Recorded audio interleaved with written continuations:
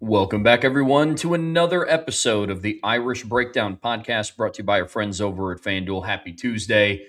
Boy, do we have a loaded show coming your way. Part one, kind of have like a news and notes kind of section. We're talking about the injury report that came out this morning before practice. We're going to talk about the practice that Brian was at this morning.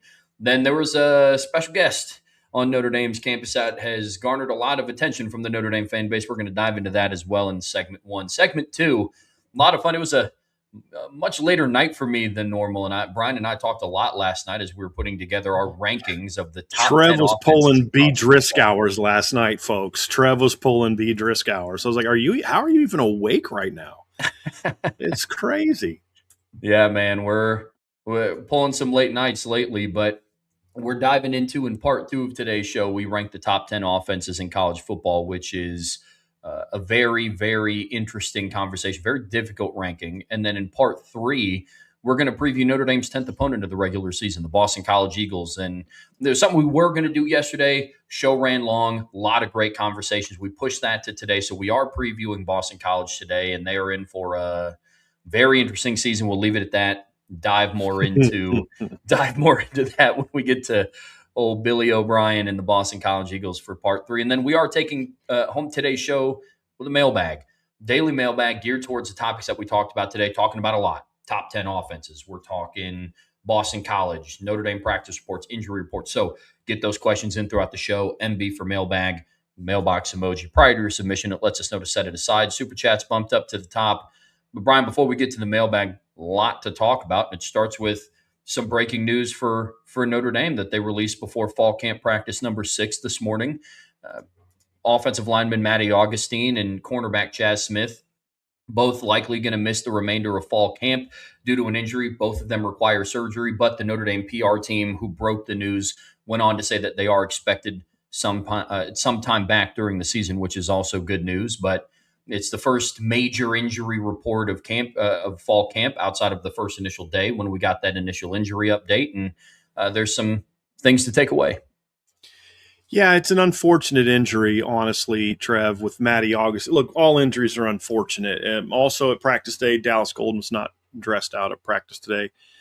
Didn't seem to be anything major, obviously, because he wasn't, listed as one of those guys that's going to be out for a while. But all injuries are unfortunate. When you look at Chaz Smith, for example, it's disappointing for Chaz Smith, but I don't know that it impacts Notre Dame a ton right now, other than taking a talented player, young player away from the potential scout team. But sounds like he'll be back. It's, this season. We saw him run around. He actually had the brace on his hand at the last practice we were at on, what was that, Saturday, I believe is the last practice we were at. So this is something that obviously happened. It's unfortunate for Chaz. They did say he'll be back this year, which is really important because he needs to, obviously, you want him to have a year of development, in the strength program, but also just him as a player, just needing that time to develop and needing that time to grow. So, obviously be good for Chaz to kind of get back. The injury that's more, again, not, you always hesitate. The one that's more immediately impactful is the injury to Matty Augustine. So obviously Matty was considered sort of the next man in on the offensive line. He's probably the next guy in at right tackle. He's probably the next guy in at right guard. There's a chance they might have just put him at left tackle if something happens to Will Black. Maybe he's the next guy in at left guard. He might have been a guy that could play anywhere, if you needed somebody in there at that point in time. So, that's obviously a big blow from a depth standpoint. And I think the him battling at right guard was a little overstated, as we've talked about. He was going to push Sullivan Absher, certainly, but it would have taken quite an effort from him and perhaps quite a disappointing fall camp from Sullivan Absher to not get the job. I think in that, when I say that, that's not a knock on him. That's more of, I have a lot more confidence in Sullivan Absher, I think, than some people do. But now, obviously, that's out of the, off the table. Sullivan Absher continues to lock that position down.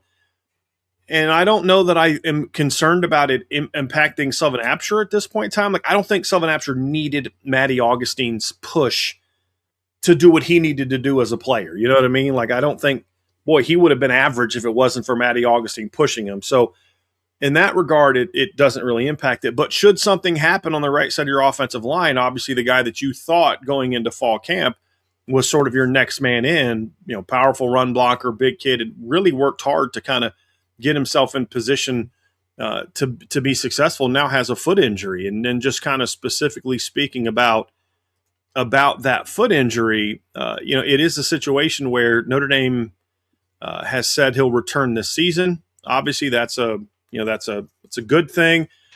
I don't know how long it's going to be. They didn't say. I've heard people say 3 to 4 weeks. I've talked to people who have said 6 to 8 weeks. I don't know that I'm overly optimistic he'll be back soon, simply because it's a foot injury for a 315-pound guy. Yeah. And that's a little bit of a concern for me. And my hope is that they don't rush him back.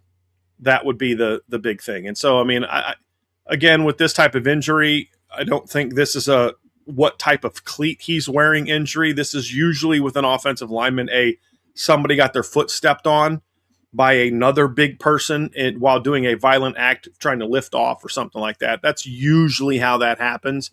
And that happens whether you're wearing Under Armour cleats, Nike cleats, Adidas cleats. Is Reebok still a thing? Are there still Reebok cleats? Whatever.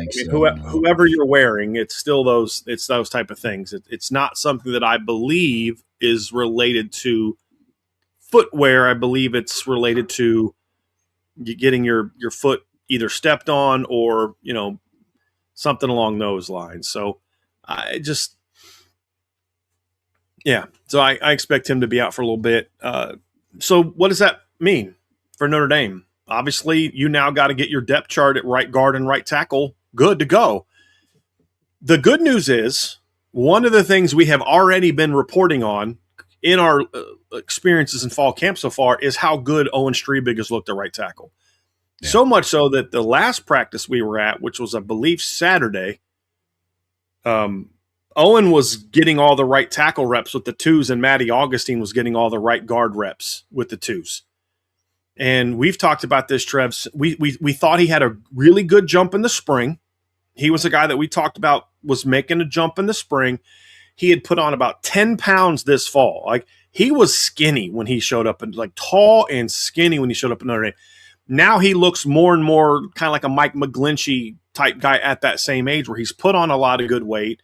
He's moving well from what we've seen, and he looks a lot stronger than what he was as a freshman. So Owen Strebig, obviously four-star recruit, guy that we were high on coming out of high school. But I think this is a situation where it's fortunate. This is why you recruit a lot of talented players, because when you lose somebody like Matty Augustine, who was really doing well, had a great spring. We had heard some things about how well he was playing down the stretch last season in practice, much like Will Black. And, he was good. If he outplayed Sullivan Absher in fall camp, he was going to get a chance to start at right guard. It wasn't that I didn't think he was going to get a chance. I just didn't predict he was going to outplay Sullivan Absher in all the different ways you would need it. But he was pushing, and Owen's emergence this fall, I think, is something that would have allowed you to let Matty get even more reps at right guard, because it was going to be really hard for Matty Augustine to push a starter when he's going back and forth. Sure. But you needed him to go back and forth, because coming into fall camp, you didn't know you had another tackle ready to go. Well, now Owen Strebig is having a good fall camp from what we've seen so far. And, now he gets his chance to kind of earn that next man in opportunity at right tackle. It wouldn't shock me if we also see Grayson McHugh kind of working back both sides now a little bit. He's a guy that I know the staff is really high on at right guard.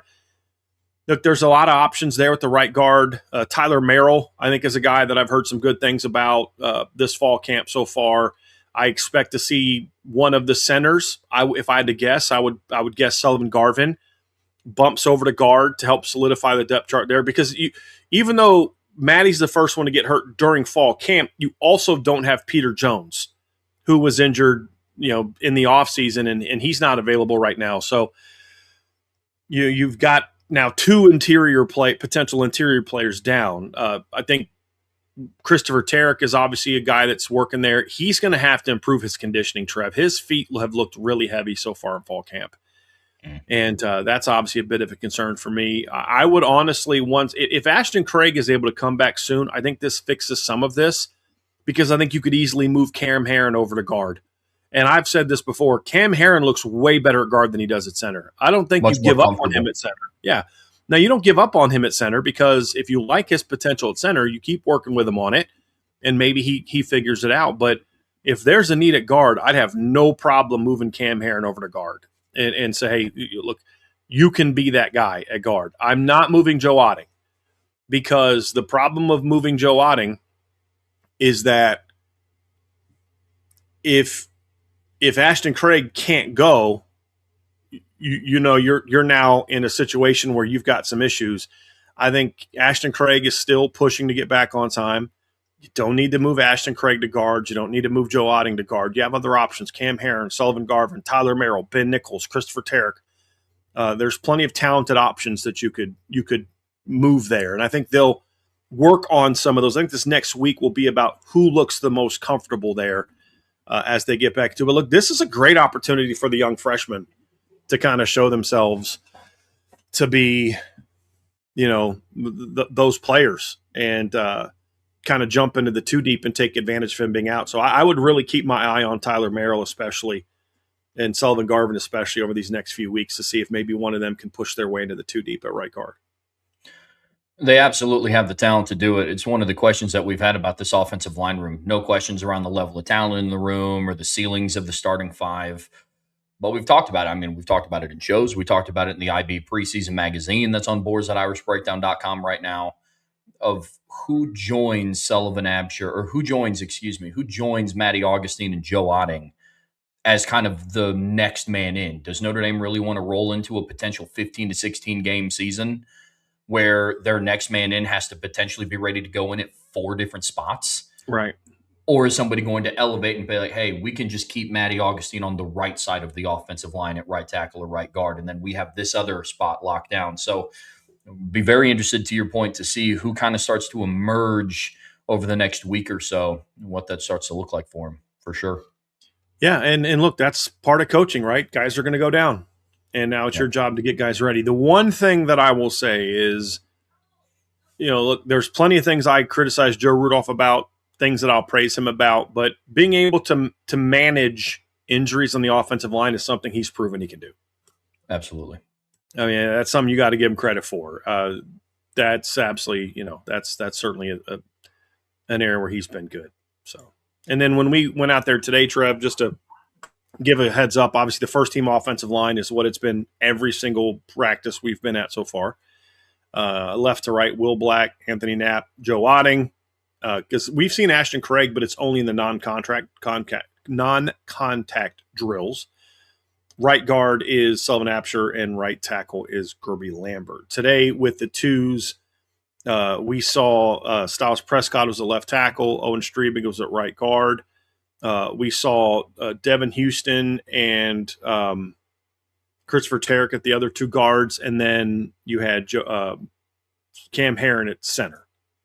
Is the alignment that we saw today from Notre Dame's offensive line. They did a tempo drill, and it was, just kind of lining up normal, same starting offensive line. We did see a little bit of Jerome Bettis today working in with the ones. They then rotate the receivers in, and you saw Mylan Graham, and I believe it was Matt Jeffrey working in at the Z, Mylan Graham in the slot. Saw a little bit of Devin Fitzgerald rotating in today. And then we also saw Cam Williams at Z. We saw Bubba Frazier in the slot. And then we saw Devin again working with the boundary there as well. So we saw Nolan James Jr. was the first running back out today. Looking at starting lineup, the safeties were the same. Linebacker was Drake Bowen and Jaden Ausberry. Defensive line, same, Bryce and Bubakar in the end. And today it was Tion Gray and Armel Mukum inside at D tackle. We've been to 4 practices. I believe we've seen 3 or 4 different D tackle rotations in the first team. People talk about what they want to read into things. You should absolutely read into that. And what you should read into that is it doesn't matter who starts at D tackle for Notre Dame. They have a deep group of players that are working in there that they are very happy with. And we saw Francis Brew and Jason Onye with the second group today. And they went same Logan Thomas, Keon Keeley at defensive end. One thing we also saw different today, obviously without Dallas Golden out, we saw Jaden Sanders getting a lot of work with the number 2 defense at nickel, and we saw DJ McKinney getting work with the number 1 group as field corner. I would imagine that's in part getting Jaden Sanders some work in the slot, as well as DJ McKinney obviously getting some opportunities with the first team. Second team safety group was Ethan Long and Joey O'Brien during the tempo period. And tempo period is essentially they just line up and they just quickly go down the field, and the D secondary is very good. Liked what I saw from DJ McKinney today. He's looking way more comfortable, Trev, already, and just kind of some of the technical things. There was a play he drove on and really jumped the route well today. Very sticky coverage. Defensive line got a little better pass rush today than they got the first couple practices. They were getting to CJ a little bit quicker today, even against the first team offensive line. Defensive line had a really good session today in pass pro. I did like the push, however, that I saw from the offensive line in the run game. Now, keep in mind, they were full pads today. It's the first full padded practice we have seen. It's not the first one they've had, but it's the first one we've seen. And we saw there was a play. They were running left, and you had a really nice double team from Joe Otting and Sullivan Absher. So Joe Otting was initially engaged, and then Sully came over. And when Sully and Joe kind of locked up on the double, they got a really good push, and the back cut right behind him. And then Gerby washed down the end, and then the back kind of cut behind him or inside of him for a real nice push. And I think it was Nolan James, but he just got right behind the right side of the line on the cutback. He didn't try to bounce it all the way outside. He cut behind the double team and right in between Gerby and basically just followed the line for a really nice 5-6 yard gain. So they've been getting a good push in the run game so far, especially that right side of the line, which is one obviously that there's been talk of a potential position battle, but I continue to be impressed by the timing that Sullivan Absher and Gerby Lambert show together. Like they work really well together. And that was something that was good to see today as well. And when I talk about getting a pressure, they weren't beating the offensive lineman as much as they were just getting a push on the front. And then CJ's just kind of getting the ball out quickly, and he had to scramble a couple times. One time I thought he had, I think it was Jordan Faison. I can't remember. I couldn't see what receiver it was because they're on the far side of the field, but he had a guy coming open over the top, but he had to scramble out and couldn't see him. And so they missed that opportunity. But that was kind of what we saw today. Noah Grubbs was the number 2 quarterback today. Again, I tell you guys, don't read into who's the number 2 quarterback. We see 6 of 25 practices. We've seen Blake Hebert, Noah Grubbs, and Teddy Gerard all do things as the number 2 quarterback. That's going to happen all fall camp. And so I expect that to happen a lot in fall camp. And I thought Noah looked poised, and he had a couple nice throws and looked fine. He looked good. I think all the quarterbacks have shown some nice things in the limited opportunities we've seen to see them play. Yeah, very nice things. Just they also look like young guys still trying to figure it out. Sure. But they all look a lot more comfortable in them with themselves. At least the 2 that were there, they look a lot more comfortable with themselves than they did in the spring. And then with Teddy, it's like he's still figuring it out, but he can spin it, boy. I tell you that right now. Like he's got a really nice arm. Couple other observations from practice, Trev. So we got there during stretch.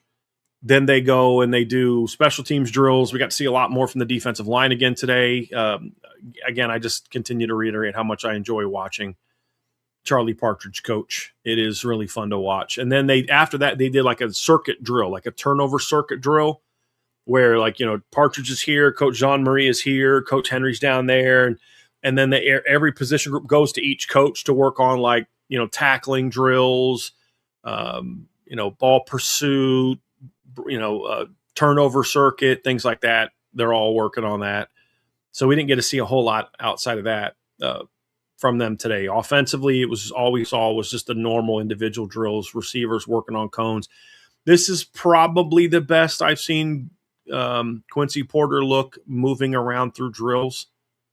A little bit more spring in his step, today. I think a big thing for him is just still getting confidence back in his knee. I don't know how close he is to playing, but he's an impressive looking athlete. There's no doubt about that. And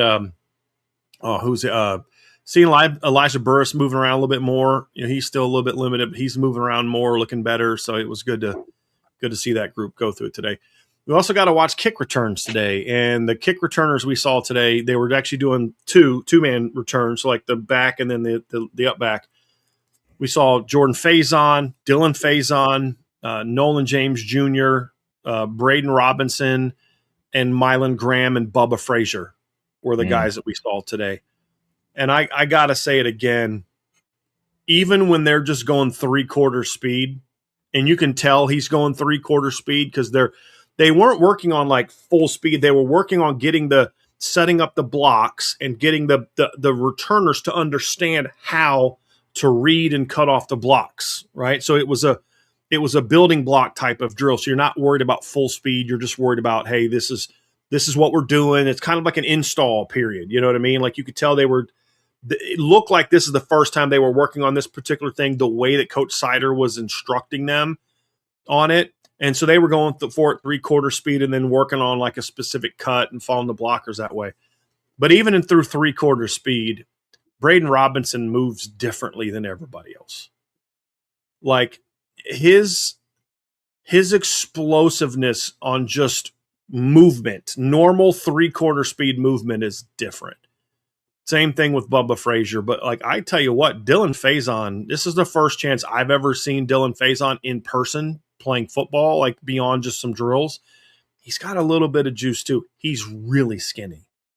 That's the only concern I have with Dylan. But athletically, he is really twitchy.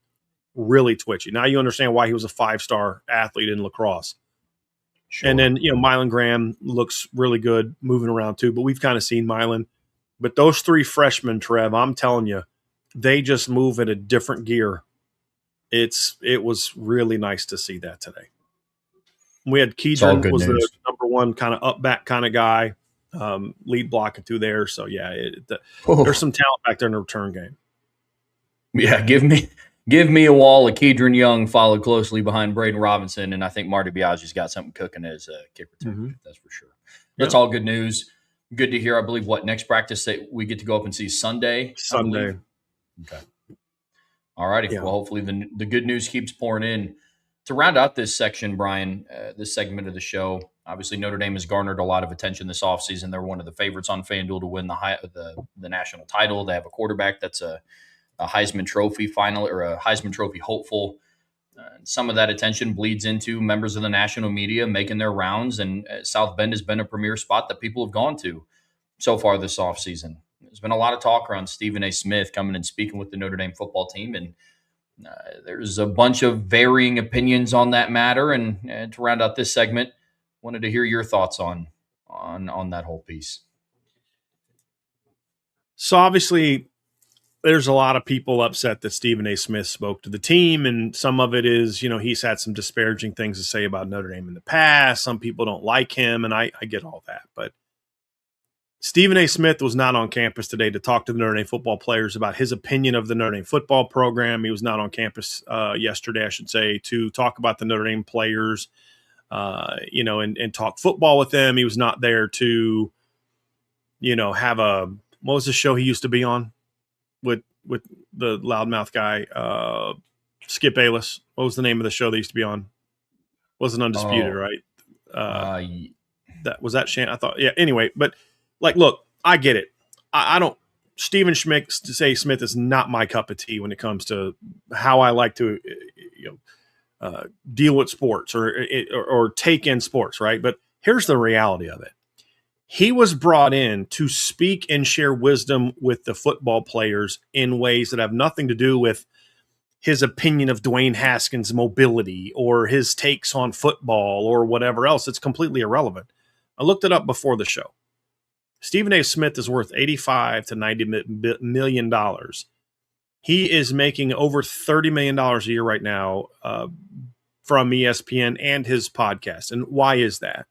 Because Stephen A. Smith began his career as a journalist and has worked his way up. And whatever you feel about it, he has created a brand. He has worked his way up to become one of the biggest names in sports. Whether you like his takes, you don't like his takes, you know who he is. And we talk all the time about how we want these young men to be developed beyond the football field.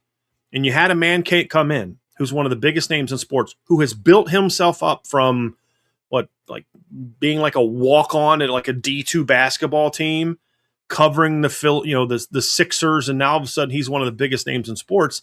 You guys don't think that there's some wisdom that he can impart on the Notre Dame football players in regards to branding, being a businessman, building yourselves up, standing up for your interest or whatever the case may be? There's a lot of things that Stephen A. Smith had to do to get where he is right now, meaning there's wisdom that he can share.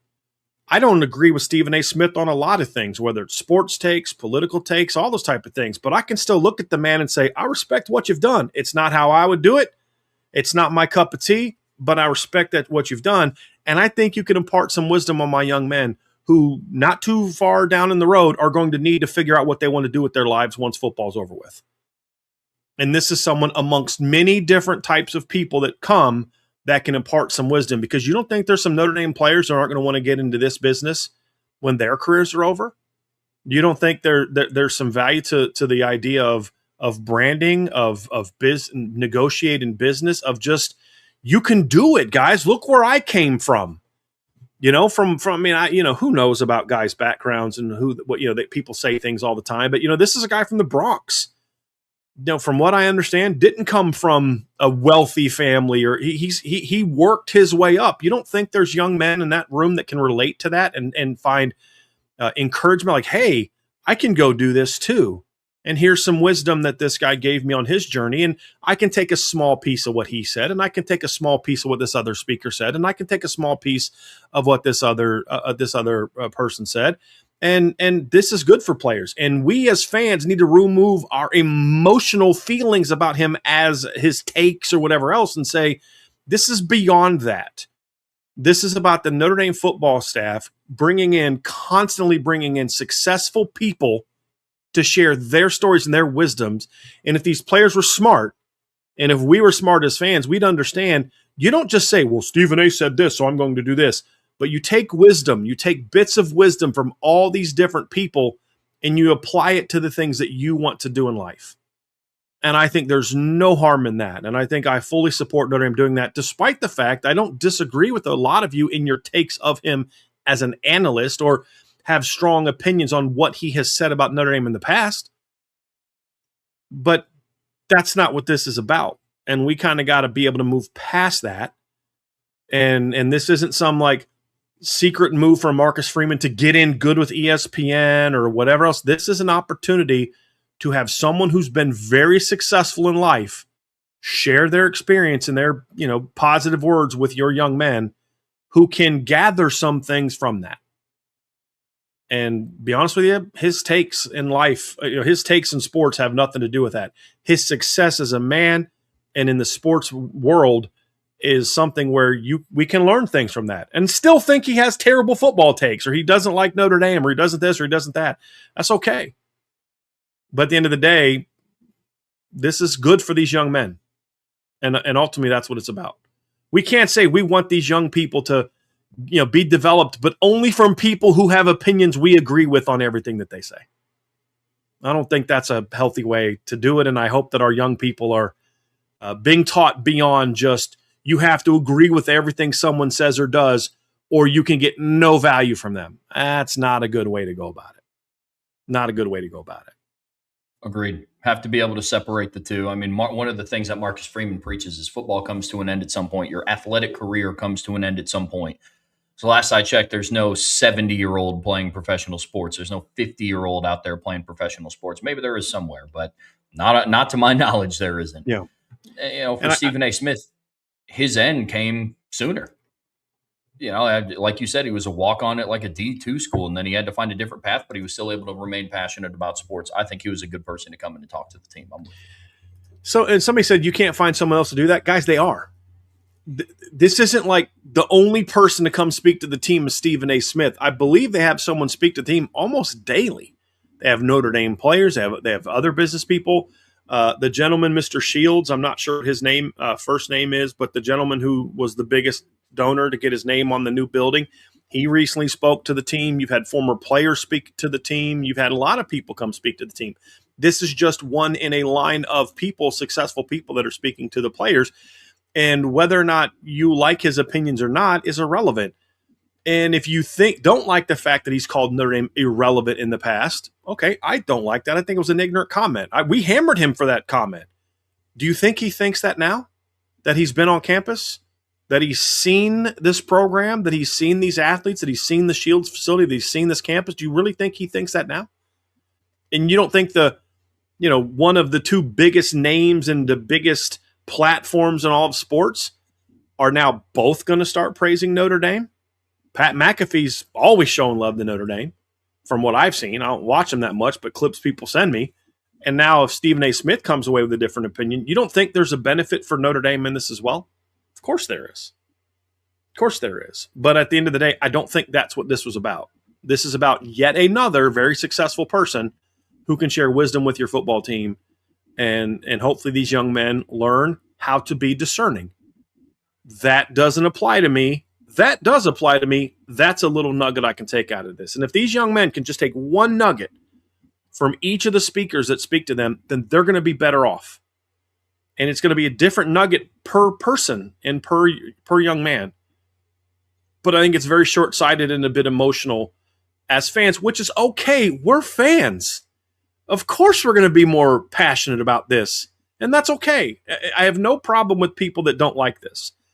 But I think if we all can take a step back, look at this from a non-fan standpoint, let's say that's your son.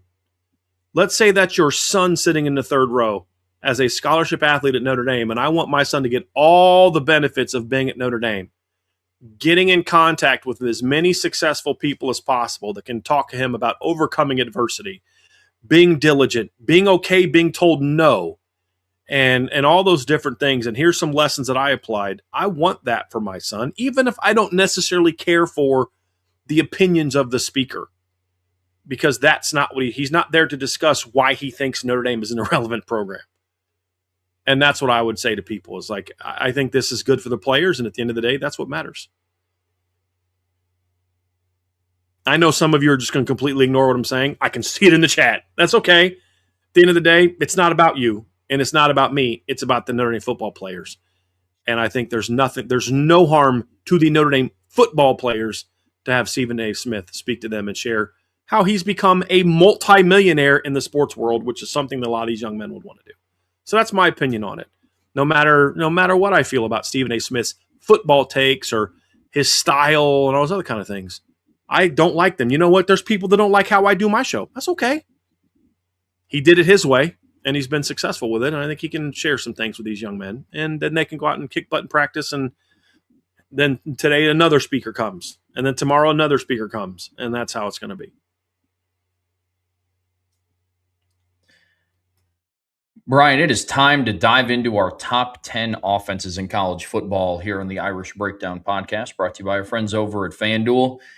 This is one that was very difficult to put together, so much so that we were on the phone last night till about 2 a.m. just diving into where we're going to have these teams ranked. So could not believe you stayed up that late, bro. I could not believe it.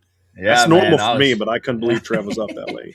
I know. I switched over to the Brian time zone to get this top 10 all figured out, but in all seriousness, it was a really great conversation. Typically what we do is when we make top 10 rankings, you've seen us do it with top 10 secondaries, top 10 wide receiver rooms, is we will make our own individual lists and dive into it. But now that we're getting into the kind of the meat and potatoes of the offseason and the season's right around the corner, we wanted to put together an Irish breakdown, top 10 offenses in college football. We're going to do the same next week with defenses. And I'm assuming we're going to be doing the same thing with the preseason top 25. It's a lot of fun stuff. So there's just kind of one that people have to follow. That's on the radar. That's on our schedule for that last week. It'll be, I think we're doing it the day before we do our playoff predictions and our Notre Dame season prediction.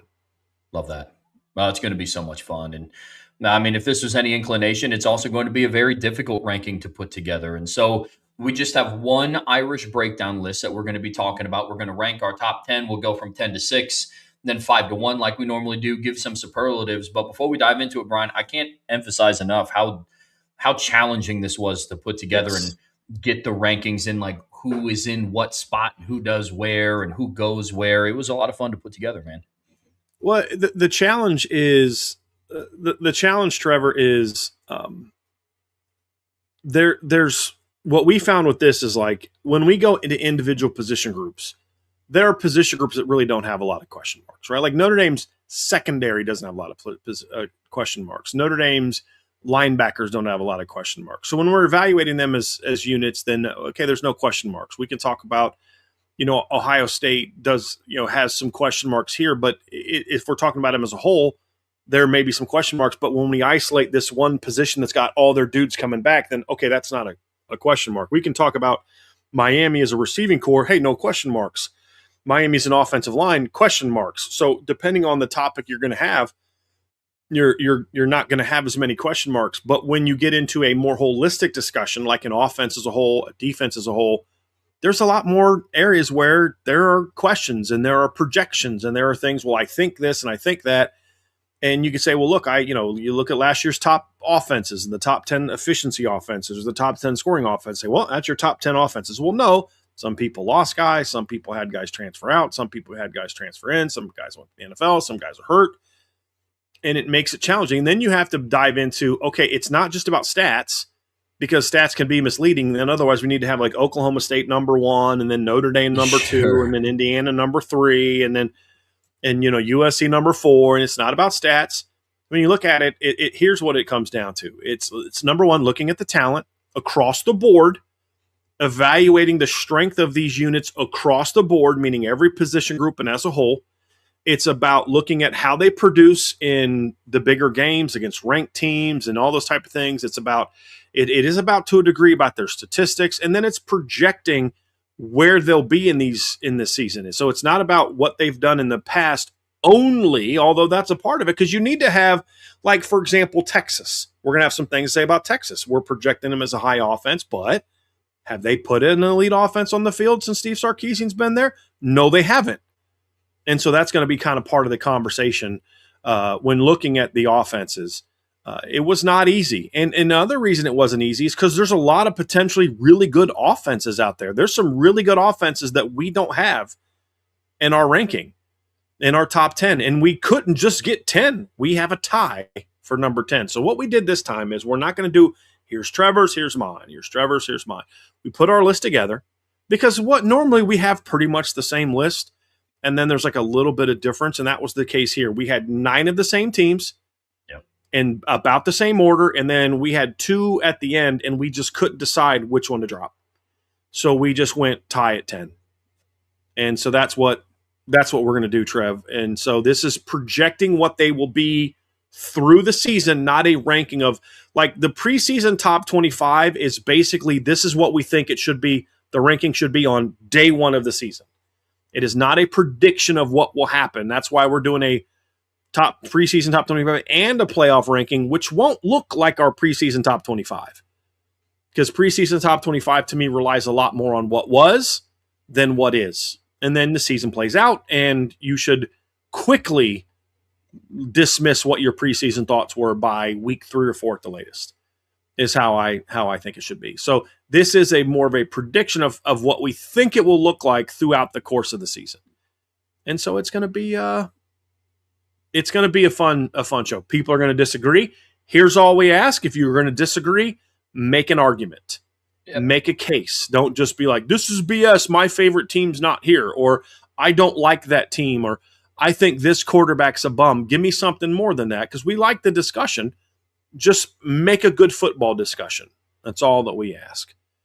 Trev, let's kick things off. And we'll go and start off with the number 10 team in the country. And that is the Oklahoma Sooners. We had a long discussion about one of the reasons, to Brian's point, why we have 2 number 10s in here is we just could not decide between them and the other team that we have at number 10. And Oklahoma is an offense that I'm very, very fascinated in. Because when you look at what they bring back, I love what they bring back in the trenches. I like their portal additions, bringing in Trell Harris and Parker Livingstone at wide receiver to go along with Isaiah Satenga.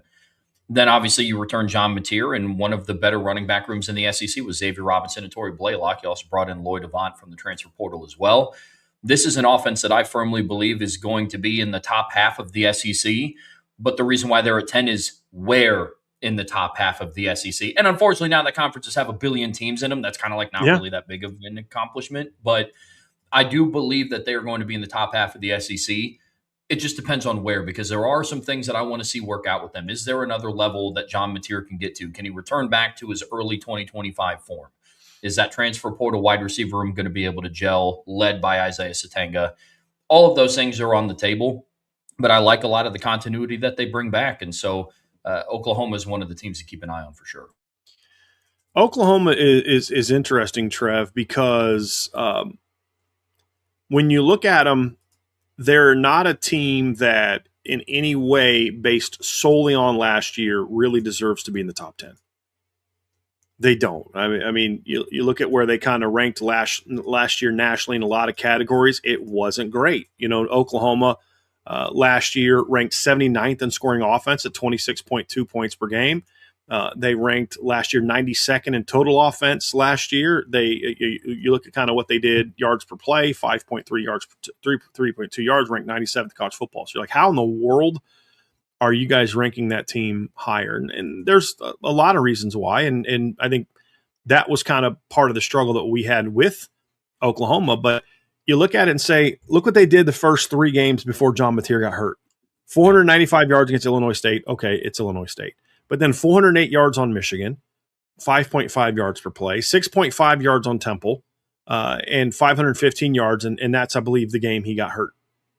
Was early in the season, and just they were completely different offense at that point in time.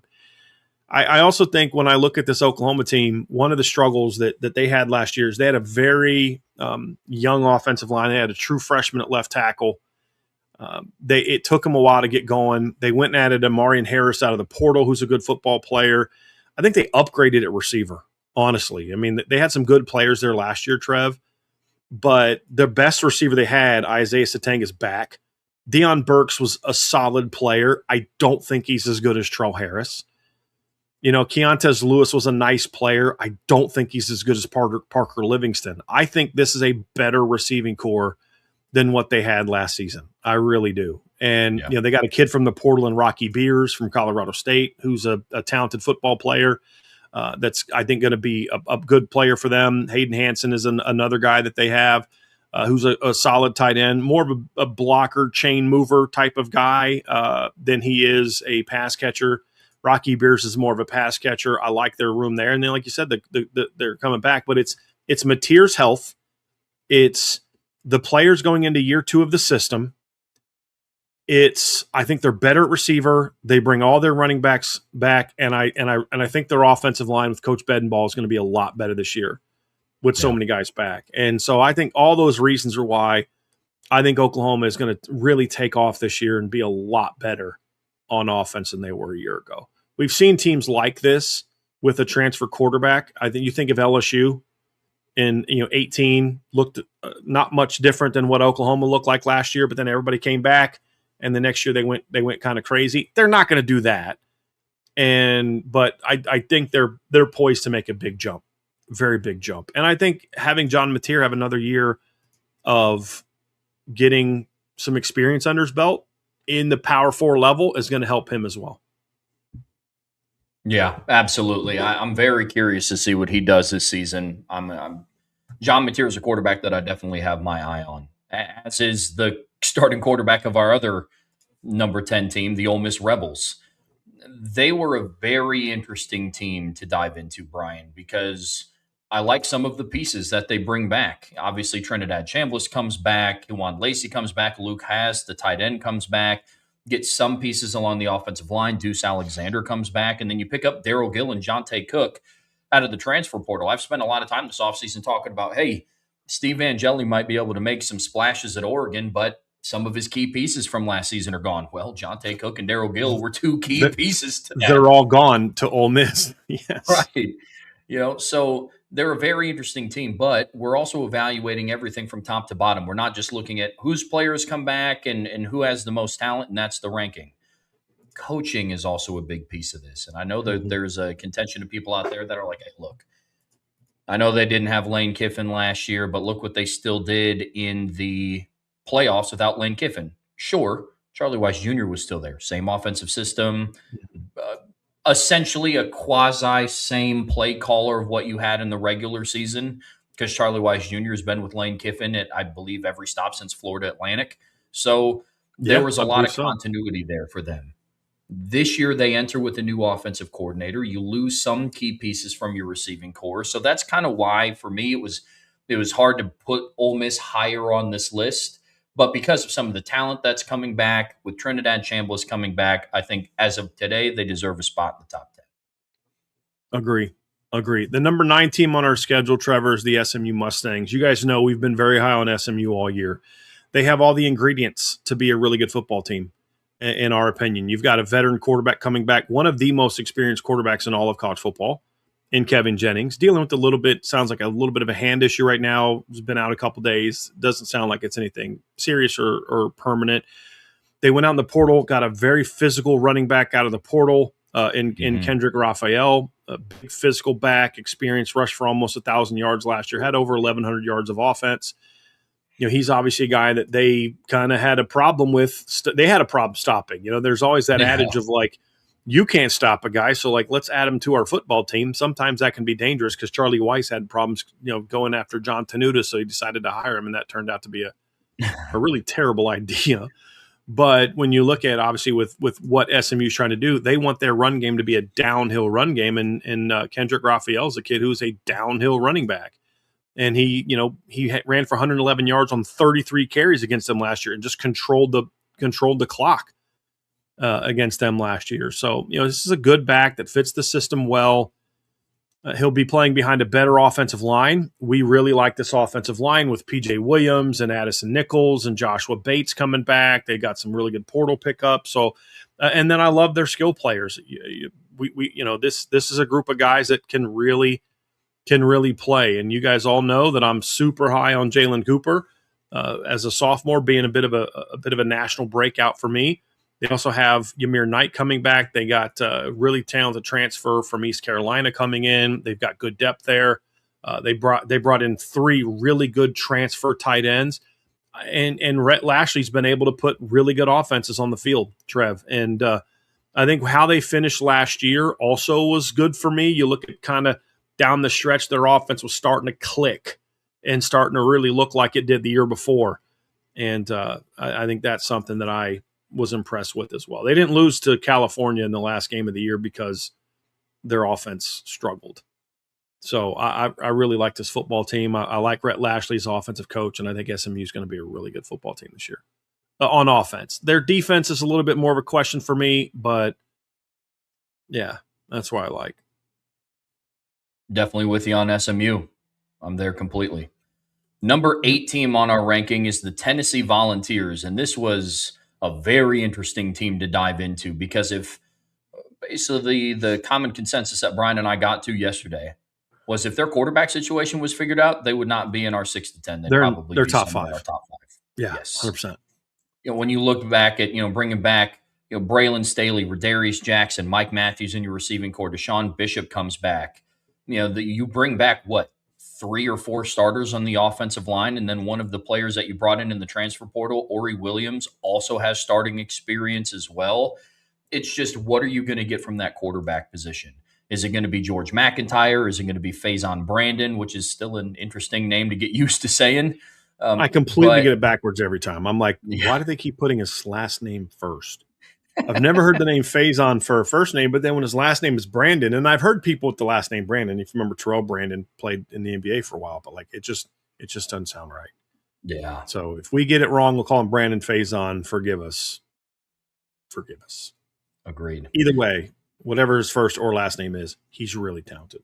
Yes, absolutely. And then you start talking about previous track record. Josh Heupel in Tennessee have had a good track record, especially in the 2020s, of putting together really powerful offenses. I think back to the offenses with like Hendon Hooker and Jalen Hyatt. And I mean, last year they weren't losing games because of their offense. They didn't lose to Georgia because of their offense. I had questions about Joey Aguilar, and he answered a lot of those questions coming up from App State. I thought that Josh Heupel did a really good job with him. Now the question is, what are they going to get from the quarterback position this year? Because the supporting cast around him is exceptional. But if they can't figure out answers at that quarterback position and they're just kind of I think we'll be justified in having them in our rankings at number 8. But depending on who wins that job between Faison Brandon and George McIntyre, I might look back on this and being like, yeah, we should have went with our gut and put them a little bit higher. But the uncertainty at the quarterback position has them in at number 8 for us. Yeah. And somebody in the chat said the Vols will be good until they play anybody with a good defense like usual. Haven't, and my answer is that's not really factual, with all due respect. That was true under Nico, but let's not forget this is a team that scored 41 points last year against Georgia. So this is a team that scored 27 points on an Oklahoma team that has a very good offense. So we have seen them last year move the ball on teams that had really good defenses. 456 yards against Oklahoma, 452 yards against Florida. There's a lot of good teams that couldn't move the ball like they did on Florida and averaged 7.1 yards per play, 496 yards on Georgia last year. So with all due respect, I don't think that necessarily holds true for what they were last year. And a lot of what made them good last year is back outside of the quarterback. If Joey Aguilar was coming back, I'd have him in the top 5. And you guys all know that I was very high on him. But look, they scored 39.8 points per game last year, and they didn't just do it because they went out and scored 70 on an FCS team, which they did. They scored 72 in East Carolina, but there were several teams that did that last year. This is a team that also went out there last year against Power 4 teams and scored a lot of points. Tennessee was the number 7 team in the country last year in points per game against Power 4 opponents. And if you take out 2 teams that only played 1 game against a Power 4 opponent, they were 5th last year. And only Notre Dame, Utah, Indiana, and Texas Tech scored more points against Power 4 opponents. Even against ranked teams, they were 17th. They were still 17th last year. So I love their receiving core. At least the top 2. I think there's some question marks behind the top 2. They got some transfers. They got a really good freshman coming in. Love Deshaun Bishop at running back. They've got good depth there. But the big thing for me with Tennessee, why I'm confident having them in the top 10, even with the quarterback question marks, is I think their offensive line is going to be a lot better this year. They've got a lot of guys back. David Sanders now is a sophomore. He moves to left tackle. Sam Pendleton goes into year 2. Wendell Moe's a big physical kid. I really like this Tennessee team. I do. Losing Lance hurt. I'm sure they wish they could have kept him, but I think this offensive line's got a chance to be really good this year, Trev. And they will rock and roll. And that's why we talked a lot about that Texas-Tennessee game the other day. Is like, can Tennessee get anything out of the quarterback position? Because if they can, they've got an offense that can give Texas some problems. And I'm looking forward to seeing what they're going to do. Very much looking forward to seeing, because they're a team that has moved the ball on good teams in the past. They didn't move the ball well on Georgia in like 21 and 22, but nobody did. Yeah. And then they struggled against good teams with Nico, but that was more of a Nico problem, in my opinion. Agreed. And for context, before you move on to the number 7 team on this list, you mentioned the Nico year, and I agree completely. And that's deemed as a year where it was a down year for Tennessee's offense. Let's also not forget that Dylan Sampson, their running back, was the SEC Offensive Player of the Year that year and set school records in rushing yards and rushing touchdowns in a single season. So Josh Heupel has found a way to get the most out of his offense, even when there's been handicaps at the quarterback position before. It's another reason why I had a lot of confidence putting him in the top 10 as well. Yeah, it really the quarterback situation is the real challenge. And I didn't think Tennessee at times last year ran the ball super effectively or consistently. And part of that was, I think, on Joey Aguilar. They're going to need that run game to be more consistent this year to protect their young quarterbacks. That will be something that I do believe is going to be important for them this year. If they're going to be the team that we think they're capable of being on offense. Number 7 team that we have on our ranking here, Brian, is the Texas Tech Red Raiders. And look, there is I guess you'd call it a stigma about this program that now that Brendan Sorsby can't be their quarterback, all hope is lost for their offense. And we do have questions about them at the quarterback position. Will Hammond's coming off of an injury, so I don't want to make it sound like they're in a perfect world scenario. And I'm not going to try to spin it like I've heard some people do, say, I thought it should have been Will Hammond all along anyway. Yeah. But no, I'm not. There's a reason they paid that much money to go get Brendan Sorsby. 100%. But then I start looking at what Texas Tech is going to be surrounding Will Hammond with, and there is a ton to like. I mean, they have the best running back room, in my opinion, in the Big 12 and one of the best in the country. You bring back Cameron Dickey, you bring back Jacoby Williams. Now Quentin Joyner is back healthy. I think their wide receiving room is elevated from a year before. Coy Eakin comes back. Micah Hudson is now a junior. And you brought in my guy, Kenny Johnson from Pitt, who I was high on last year, talking about his ability to go and make plays down the field. I love their offensive line room. They bring back 4 starters, I believe, and then the other player that they're bringing in is Jordan Church. Right now, he's slotted in to start. He's a transfer that came over from Louisville. Then I like their tight end room as well with Terrence Carter coming back. He's going to be a bigger piece of the offense this year. So, yes, the Brendan Sorsby piece, a lot of people are willing to ding the Red Raiders for that. But I think Will Hammond, now that he's going to be a junior this upcoming season academically, he had starting experience last year before he got hurt. And I love the pieces that they're surrounding him with. So Texas Tech right now is number 7 on this ranking for us. When I look at Texas Tech, Trev, I actually think everything else around the quarterback is going to be better this year than it was last year. To your point. I mean, you said like they not only bring back both of their top 2 running backs, they add Quentin Joyner to it. They lose some really good players that they had a receiver last year. They add even better players, in my opinion, in the portal. How long have you been talking about Kenny Johnson? You know, obviously, when we were doing our receiver ranking last summer, you were talking about keep an eye on Pitt's receiving core, and one of the reasons why was you really liked Kenny Johnson, who's a good football player. Coy Eakin is back. Micah Hudson, supposedly, as the light has gone on a little bit for him, and they're deep there too. Terrence Carter comes back at tight end after a very productive year. They have 3 starters coming back on the offensive line, and they have continuity from a coaching staff standpoint for an offense that was a really good offense last year with Baron Morton, a quarterback. And I like Will Hammond. My concern is where's he going to be health-wise? This is a team that last year was number 6 in the country in efficiency, according to the Fermo Efficiency Index in offense, behind only Indiana, Oregon, Ohio State, Notre Dame, and Miami. That's it. Actually, that was the team rankings. Let me go to their offensive rankings. They were a little lower on offensive ranking last year. But this is a team, Trev, that I think has the tools to be a much better offense than they were last year. So strike that. They were a lot lower on offense. That was the team efficiency ranking. But what was the concern we had for them last year? Quarterback. Yeah. You know, like Baron Morton wasn't the answer. Is Will Hammond going to be the answer? I don't know. But if he's healthy, I actually think he brings more to the table than Will Hammond does. And I liked him in the one game off the bench. He came. Who was that against? Utah. I thought he looked really good. Didn't look as good against Arizona State before he got hurt. The knee injury is the only concern I have. Will he be able to be more of a dual threat quarterback? But if the quarterback situation got worked out, they'd be up a couple spots. This is a projection, and we'll talk more about Texas Tech when we get into some of the superlative things later. But we are projecting that Will Hammond is healthy because we won't know for sure, but we're going to project that way. And if he isn't, there could be some issues, and we'll talk about that here in a little bit.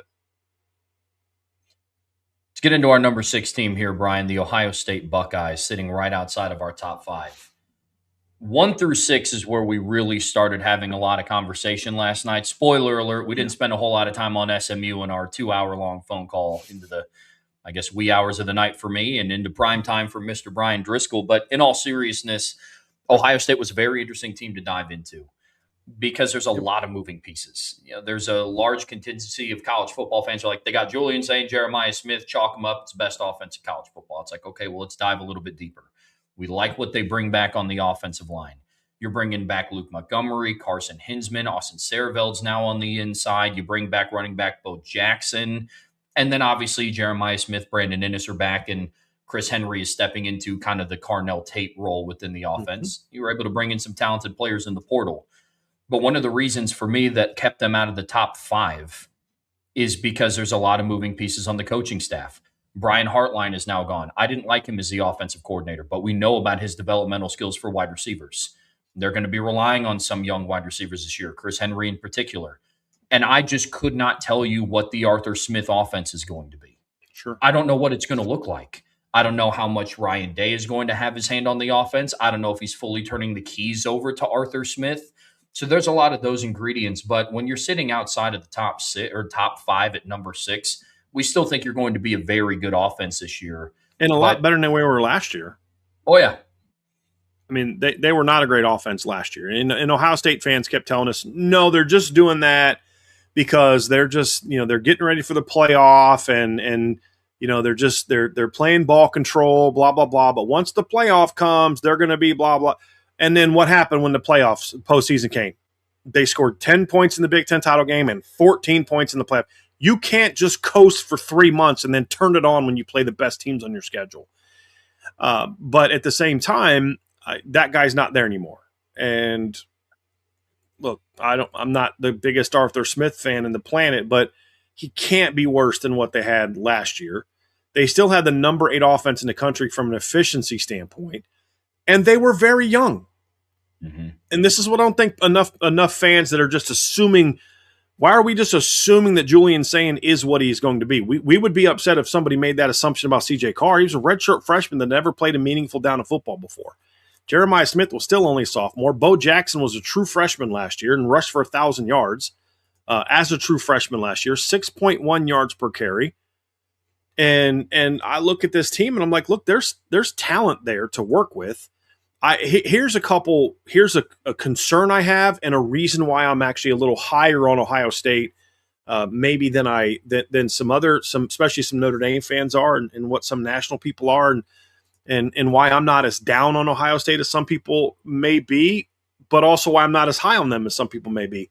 I think there's just this assumption that Ohio State's going to just whoever's going to step in at wide receiver and be good, and I don't think that's an opinion that is wise. Could Chris Henry be a really good player? In time, he will be. Could he be one of the better freshmen in the country? Absolutely. Will he be what Emeka Egbuka was in 2024 or what Cardinal Tate was in 2025? No, he won't. But you still have the best receiver in college football, and if those other 2 guys are just solid players, you still have a chance to be very good for a host of reasons, and one of which is I think this is going to be a very good Ohio State offensive line. We've kind of talked about this, Trev. I said this to you last night. I speak often in a very praiseworthy fashion of the 2018 Clemson offensive line because they're the example that you use. They're one of several, but Iowa last year is an example of that. But you don't necessarily need an elite top 10 NFL draft pick or a 5-star offensive lineman to have a great college offensive line. Now, Ohio State has some highly ranked guys, but I'm saying take rankings out of it. Are there any guys that are first-round draft picks? As of right now, maybe Austin Sarabeld, maybe. But what I look at it is I see he's a really good player.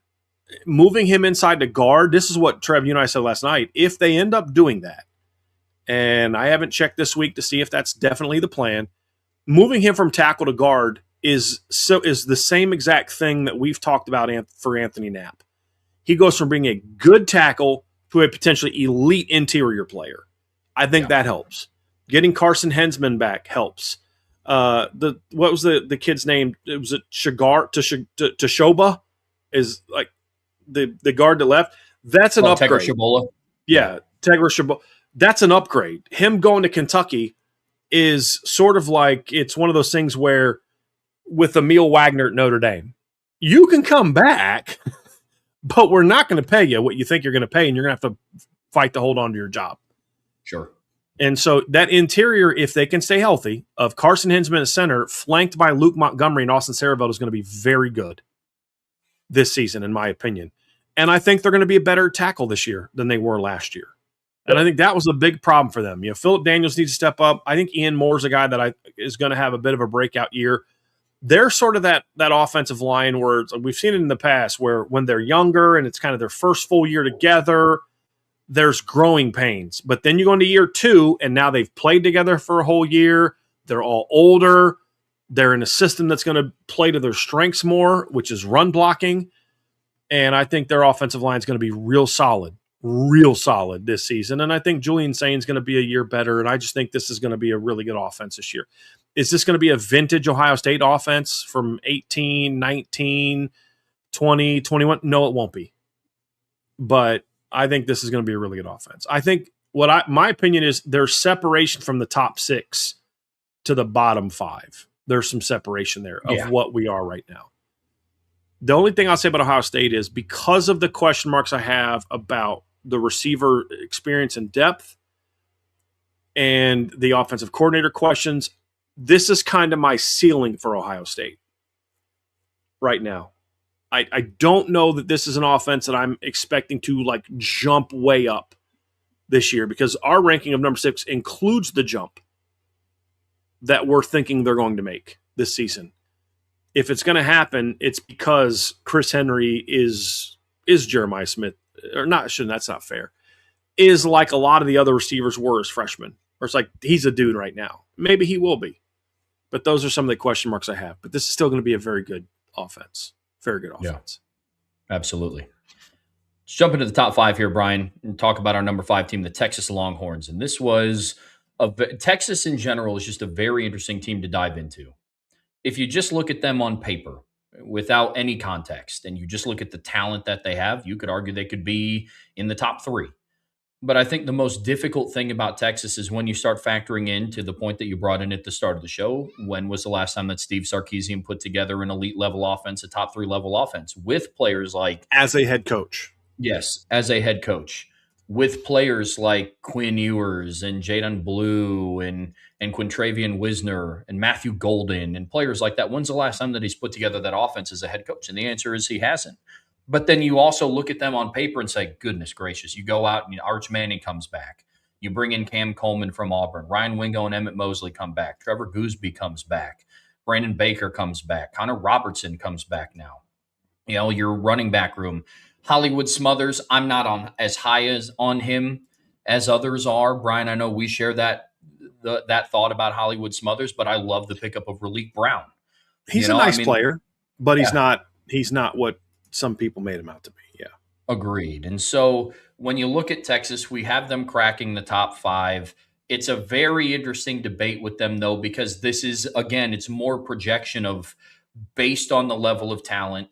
We're projecting forward things like Ryan Wingo now doesn't have to be force-fed as the number 1 guy, and Cam Coleman can be the number 1 guy. It's Arch Manning takes that jump like we are projecting Julian Sain to do, CJ Carr to do, things like that.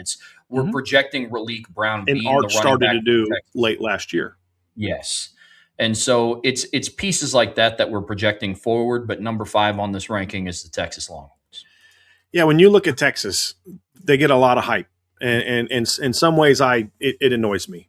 But this is a very talented group, and that's kind of where it comes from. But you look at it, in the last 4 years as the head coach at Texas, they've ranked 41st, 29th, 15th, and 24th in scoring. Never higher than 15th. In yards per game, last year they ranked 70th. They ranked 21st the year before, 9th and 23 as a Big 12 member, and 35th in 2022. Yards per play, 41st last year, 34th the year before that, 13th in 2023, and then 25th. So he's only had one major category, points, yards per play, in the last 4 years that went in the top 10, and that was yards in 23 as part of the Big 12. So this is a perennial hype team. In a lot of ways, I wanted to ding them for it because it's like, once again, Kyle Flood's this great coach. Based on what? You know, and Sark's a great offensive mind. Yeah, as a coordinator when that's all he's worried about. But as a head coach, he hasn't shown that he can be the same level of elite play caller as a head coach as he was when all he had to do was worry about the offense. Let's be honest about that. So, but then you go to the other side of the coin and you start talking about the talent. You know, you and I are very high on Arch Manning. I think, what did we have him like fifth or sixth in our quarterback rankings? I think in the top 5, 4th or 5th, I believe, in our quarterback rankings of college football. We both like Raleek Brown. I like Hollywood Smothers as a change of pace number 2 back. Their receiving core is elite talent-wise. They've got talent at tight end, and their offensive line has a lot of talent in it. You know, it's just, can it play together? I mean, look, I think Trevor Gooseby and Brandon Baker have first-round talent, especially looking at Brandon Baker as a guard. Now they just got to play to that level. They have better depth this year than they've had in the past as well at a lot of positions. So on paper, so what we did is Texas at 5 is sort of splitting the difference. Just on paper, they're a top 2 to 3 offense. With what they've kind of proven production, 10 to 15, you know, so we kind of split the difference a little bit and had them 5. But This is a big show me year for Steve Sarkisian, because if you can't put a big time offense on the field this year with this group, then it's not going to happen as long as you're the one calling plays. Agreed. Yep. Agreed completely. It's kind of like a macro view of our conversation about like Joe Rudolph and the Notre Dame offensive line. It's like, you got this talent, this room, this level of experience. If you don't put together an elite caliber group, then what are we doing here? So I feel that about Sark with the entire Texas offense. Let's talk about the Indiana Hoosiers, who's our number 4 team on this ranking, the defending national champions from last year. And, people have, like they always do, separate themselves into 2 different camps. It's they're going to keep things rolling, or look at everything that they've lost. They're going to suck this year. And I don't think the conversation is necessarily either, but I love all the pieces that they have coming back. And it starts up front with them. They have the best offensive line coach in the business in Bob Bostad. You bring back players like Carter Smith and Drew Evans and Bray Lynch, and you bring in Joe Bruner from the transfer portal. Mm-hmm. And then it's a lot of their portal pickups that give us a lot of confidence in this team. Nick Marsh comes over from Michigan State to join Charlie Becker. Turbo Richard comes over from Boston College. He's joining a room that has Kobe Martin and Lee Beebe, who's back healthy. And then obviously the talk of the town, Josh Hoover comes over from TCU. And so you have a lot of individually very talented players coming over to your roster. What are you going to be this upcoming season? You typically, when a team loses as much as what Indiana does, sometimes people can only focus on that, but we have to focus on what they have now moving forward. And if this can be a top 5 offense, and Brian, you and I are believers that they can be. I mean, they scored 41 points a game 2 years ago with Curtis Rourke, a quarterback. And Josh Hoover's a guy that I had as a top 10 quarterback at TCU. I definitely think he's a top 10 quarterback in Indiana. And we've seen quarterbacks play way beyond what they had shown in past places. There's a track record. There's a coaching track record at Indiana. They scored 0.3 more points per game with Fernando Mendoza as they did with Curtis Rourke. Now, as you noted last night, Trevor, that's against a tougher schedule. They mainly because they played more games in the postseason. They did play in the Big Ten title game. They played 3 playoff games. It is against a better schedule. They were certainly a better offense last year. But they had 2,000-yard running backs that nobody's ever heard of last year, running behind that offensive line. And they did it in the postseason. It wasn't like they ran all over a weak Big Ten schedule and then got to the playoffs and couldn't run the football. They ran for the football over 200 yards against Alabama, ran all over Oregon, and rushing for 131 yards against Miami is nothing to sniff at because they grinded out the tough yards in that game. With backs that I think one of them went undrafted and one of them actually, let me look real quick. I think one of them got drafted late. I thought the other one went undrafted, but I'm going to look that up here real quick, Trev. But I think the big question is that I have for Indiana, or the thing I say about Indiana, I think they're going to be strong on the offensive line again. There's elite coaching there, and they've shown that they can win with a remade roster. They brought in some strong portal pickups. The question marks that you and I have about this group are, will they be as good at wide receiver? I like Nick Marsh. I don't know that Nick Marsh is going to be as good as Elijah Sherrod or Omar Cooper, especially in big games, because he hasn't played in a lot of big games, in our opinion. But the reality is that they've produced Charlie Becker. Great year last year. Can Charlie Becker be that as the number 1 guy or number 2 guy? He was a great compliment as the number 3, but can he be that as the number 1 or 2? Those are all legitimate questions, but there's just a track record with this program that makes me feel that they have a shot to keep this thing rolling. There's no question. I mean, they were the number 3 scoring offense in the country last year, and the only reason they fell to 3 is because Notre Dame didn't play any postseason games. They were ahead of Notre Dame, and then they played 3 postseason games, 4 postseason games, and then dropped just behind Notre Dame. And so if you compare them on the same level, they scored more points than Notre Dame did last year. So there's just a strong track record there. You see, people say, well, they didn't play a strong schedule. Well, they're not going to exactly play a gauntlet this year either.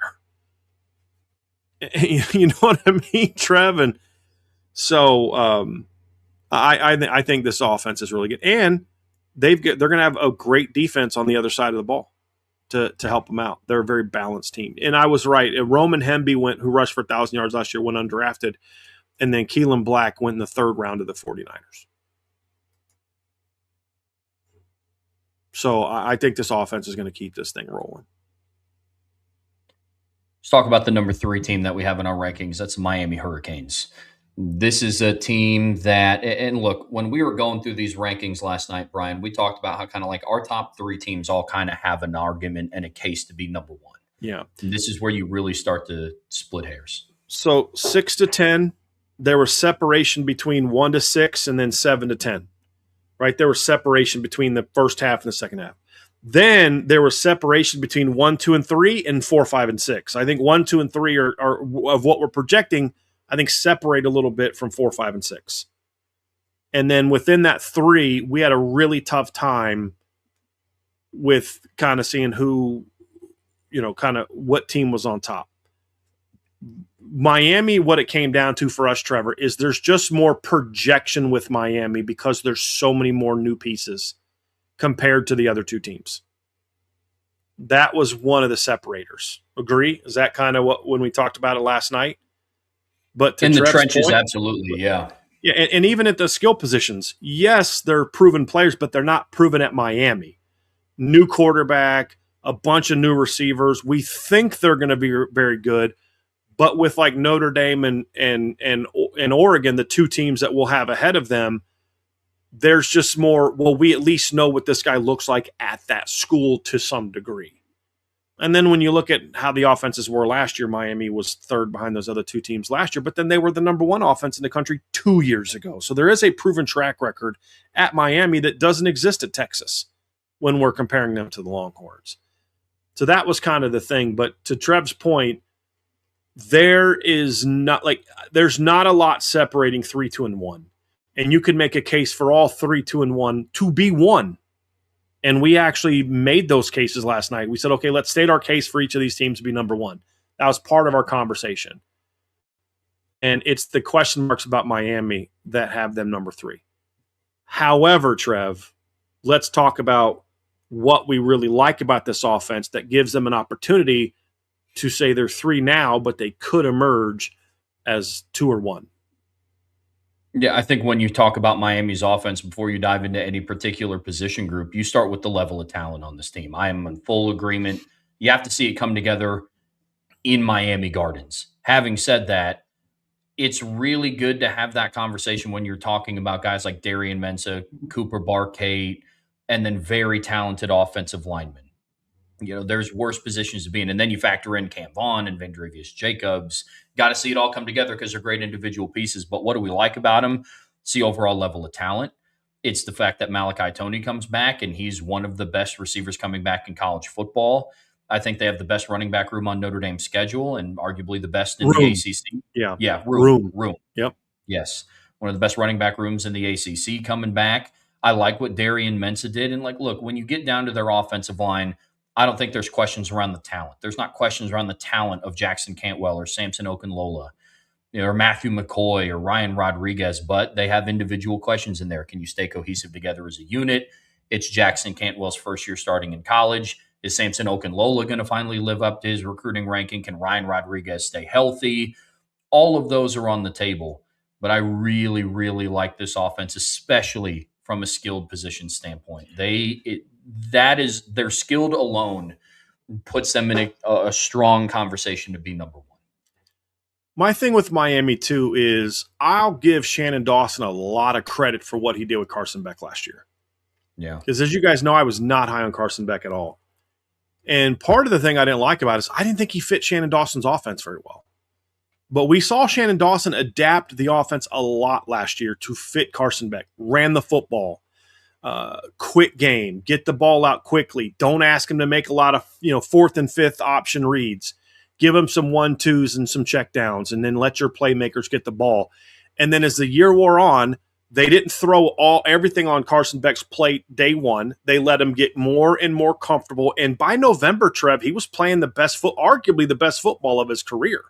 Agreed. From a decision-making standpoint, from a consistency standpoint, from just looking calm when pressure was coming. And then you get in the postseason, he didn't light the world on fire numbers-wise, but he just made so many clutch plays, which was just something you and I weren't sure he was going to be able to do.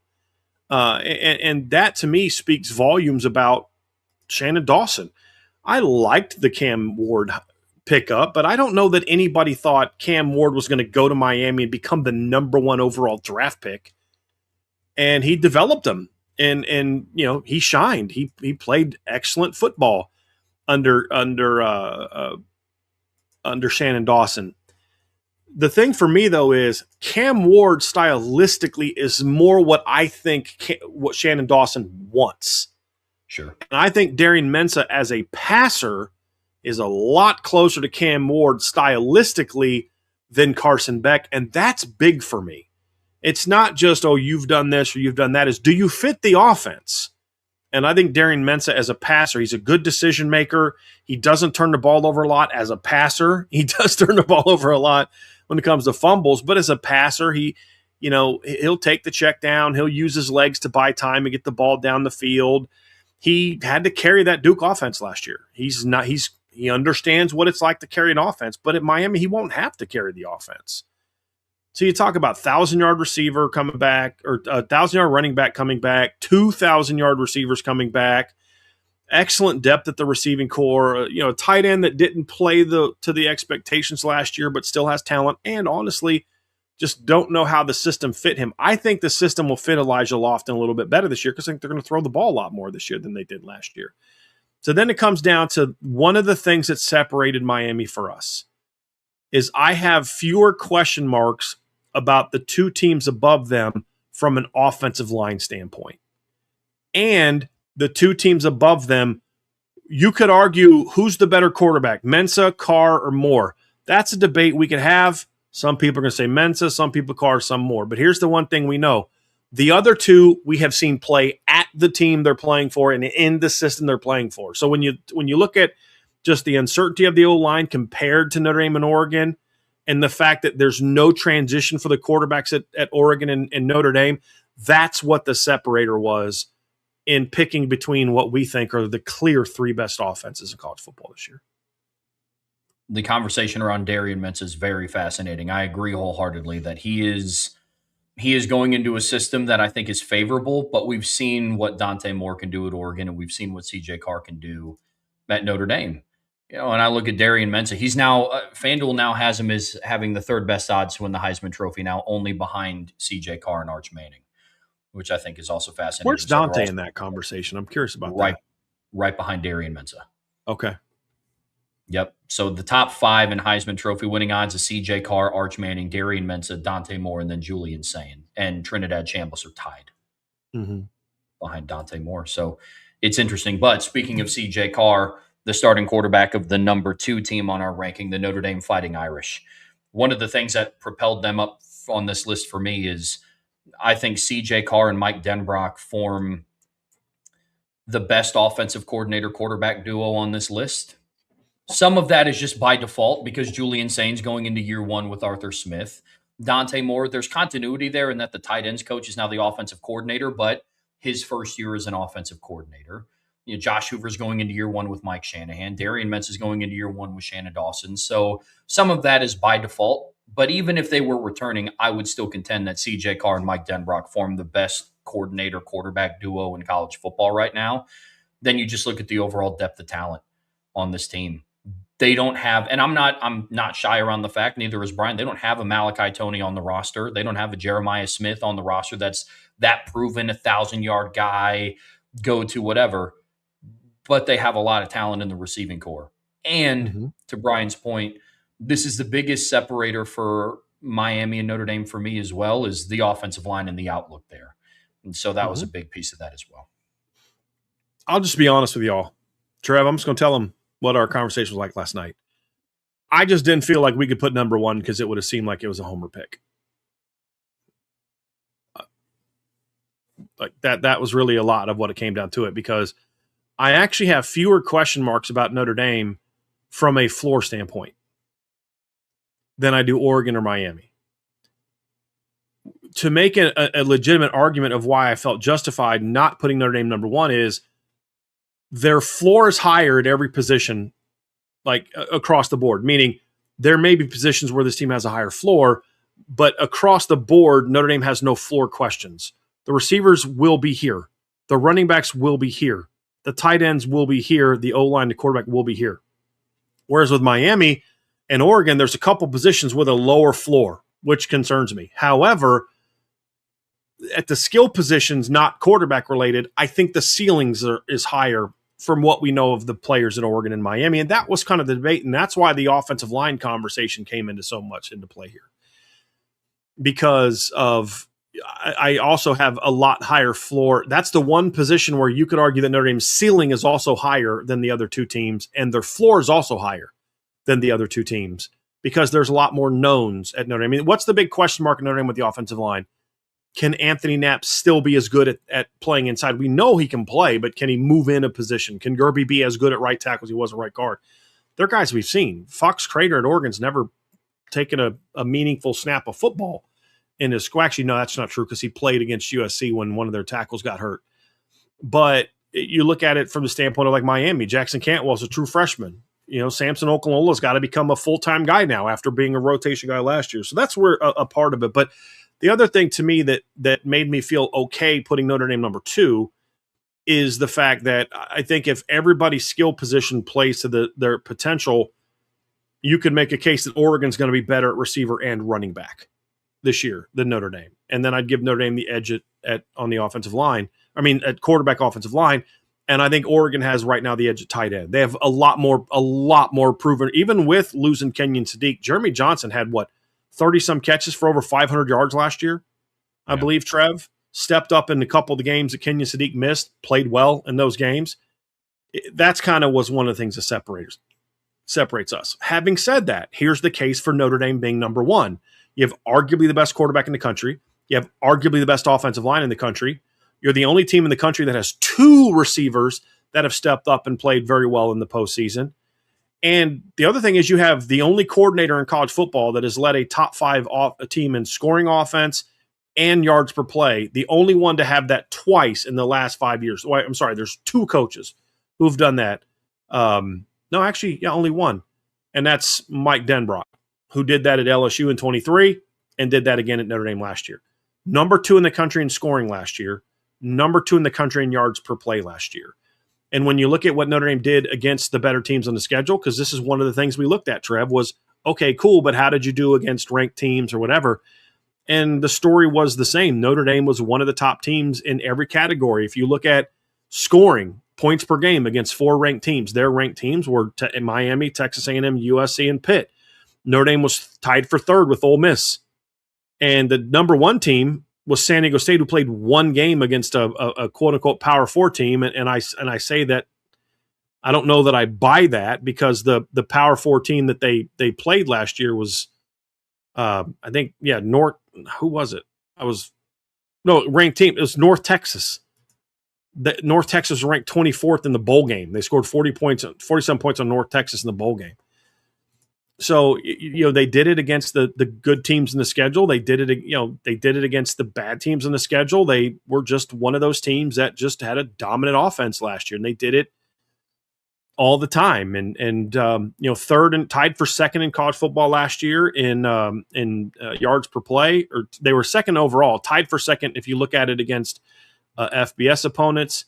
If you look at Notre Dame's record against teams with a winning record, they were 6th in yards per play. If you look at it against ranked teams, they were 3rd in yards per play behind Air Force and Arkansas.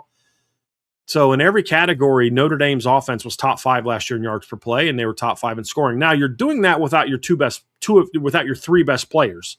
That's a fact. But I think there's plenty of talent for Notre Dame to keep this thing rolling, and they also have a track record of just replace and reload at running back. I think Notre Dame's earned the benefit of the doubt over the last decade. They lose Josh Adams in 2017, and they do what? Or actually, let's go back to 2015. CJ Prosise gets hurt. Josh Adams comes in late in the year, sets a freshman rushing record. He's starts the next 2 years, rushes for 1,400 yards in 2017. He goes down. They come out the next year, and Dexter Williams rushes for almost 1,000 yards in 9 games of that season. He plays 1 year. Tony Jones comes out the next year. If not for two games of being injured, he's 1,000-yard rusher. He leaves for the NFL. Kyron Williams steps in after having 4 carries the year before. He goes for 1,000 yards the next 2 years. He dips out after 2021. Audric Estime and Logan Diggs come in, who combined for 290 rushing yards the year before. And Audric goes for 920. Logan goes for 822. They score over 20 touchdowns combined. They ball out. Audric the next year rushes for over 1,300 yards, sets a school record in rushing touchdowns. He bounces, and they get replaced by Jeremiah Love and Jadarian Price. Like, this is a school with a track record to say they're going to be okay at running back. Are they going to be as good as Jeremiah Love? No, but are they going to be very good? Yes, they will. And so I just think when you just look at the way that they're trending, if you compare them to the other two teams that we're talking about, and you just look at their numbers over the last 2 years, Oregon has not scored as much as Notre Dame has, the last 2 years. Oregon in 24 averaged 34.9 points per game. This past year, they were 36.9. Miami was a very high-scoring offense 2 years ago. Average, I think, I'm looking it up now, I think 45 points a game. They were 43.9 points per game. But then this past year, they dropped down to 30.9. And then you look at Notre Dame, and 2 years ago, when they made their playoff run, they were at 36.1 points per game. And this past year, they're at 42 points per game. So I think that's the case for Notre Dame being number one. But it's the aspects that we discussed about of the lack of, can they really be, if everybody plays to their potential, can they be as good at the skill positions as Oregon?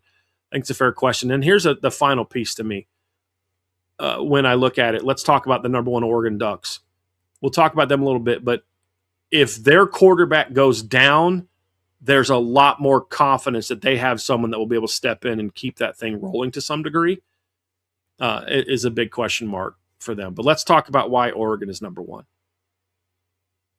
Yeah, when you look at what Oregon has from top to bottom, again, I have questions about their offensive line, not as many as some other programs. That's why they're still number one here. But when I look at the skilled talent on this team, you bring back DeCorey and Moore. Jeremiah McClellan is kind of who he is.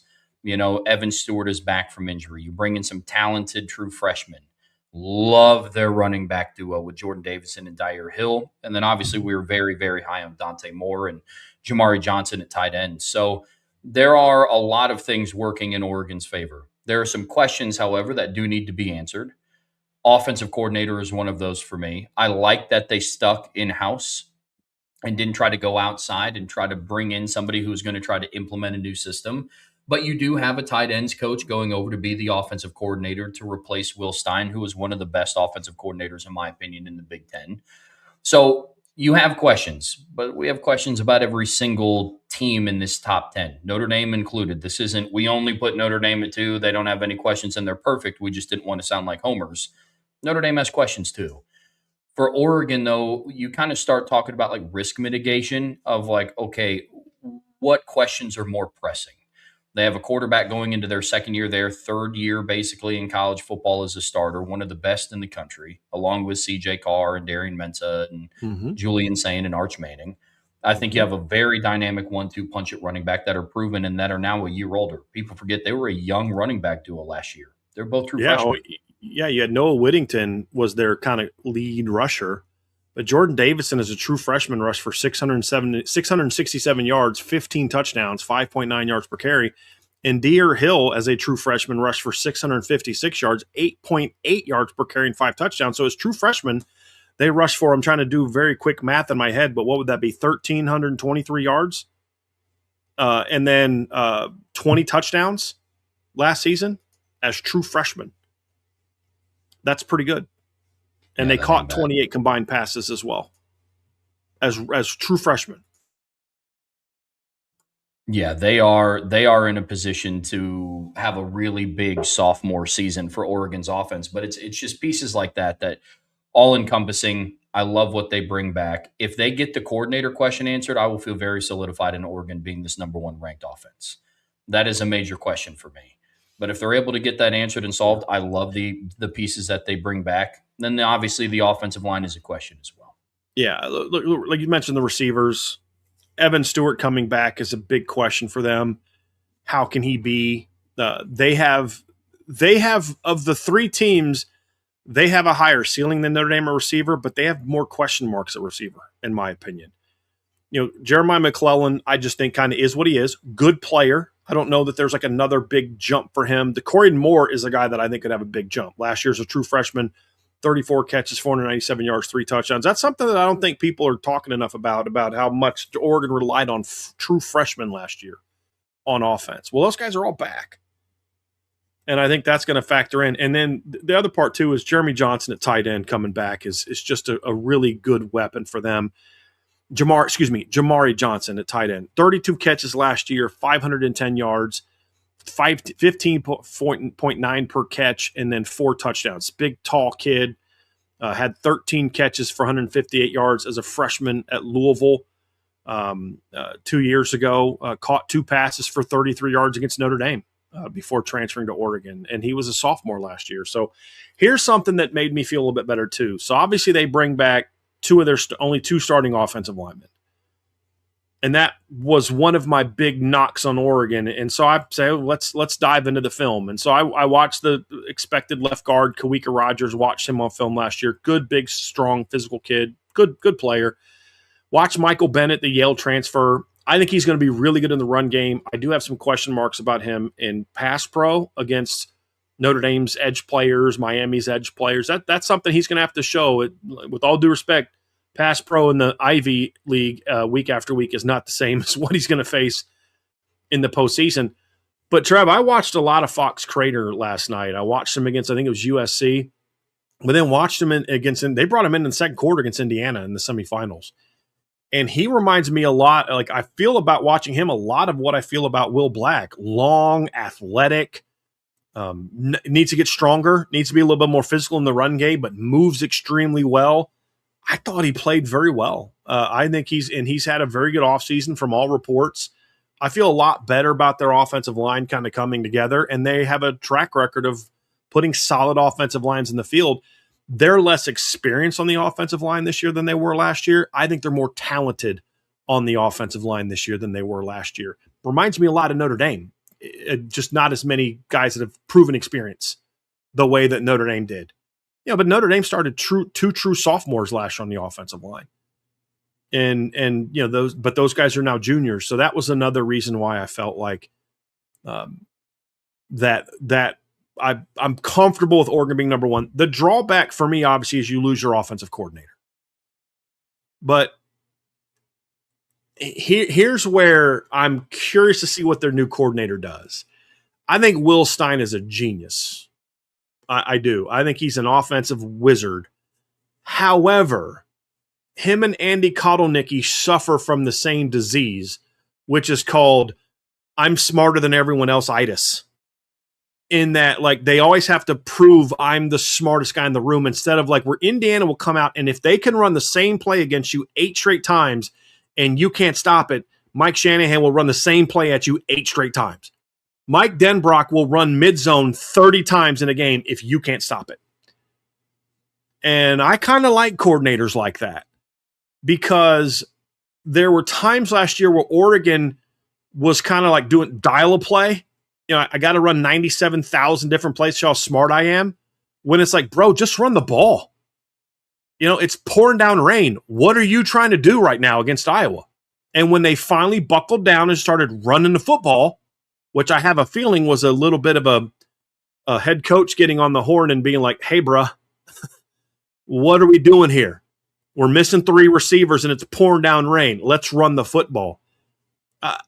That was a concern I had with Will Stein. So maybe Oregon doesn't have as flashy of an offense this year, but don't be shocked if they're a little less, let's go out trick everyone and says, hey, we're pretty talented. We don't have to out trick everyone all the time.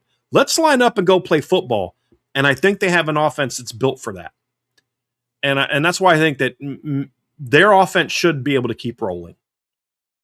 But I'll say this, Trev, as we wrap this up, I think the top 3 offenses are the best offenses in college football. If somebody wanted to make a case for Miami, Notre Dame, or Oregon being number 1, I would not have a lot to say about it. But they all have some question marks. They all have big-time talent and potential. And they all 3 also have very good depth this season. And I'm very curious to kind of see see how they're going to be. The race between 3, 2, 1 was exceptionally close. I mean, really, the race for the entire top 10 to varying degrees was very close. That kind of brings us to the superlatives piece that round out this overall ranking. There's a lot of teams that have a debate to make this list, not necessarily top 3 or top 5 or top 7, but there's a lot of teams in college football that have the potential to make this list. So we're going to kind of go through the superlatives that we normally do when we give rankings.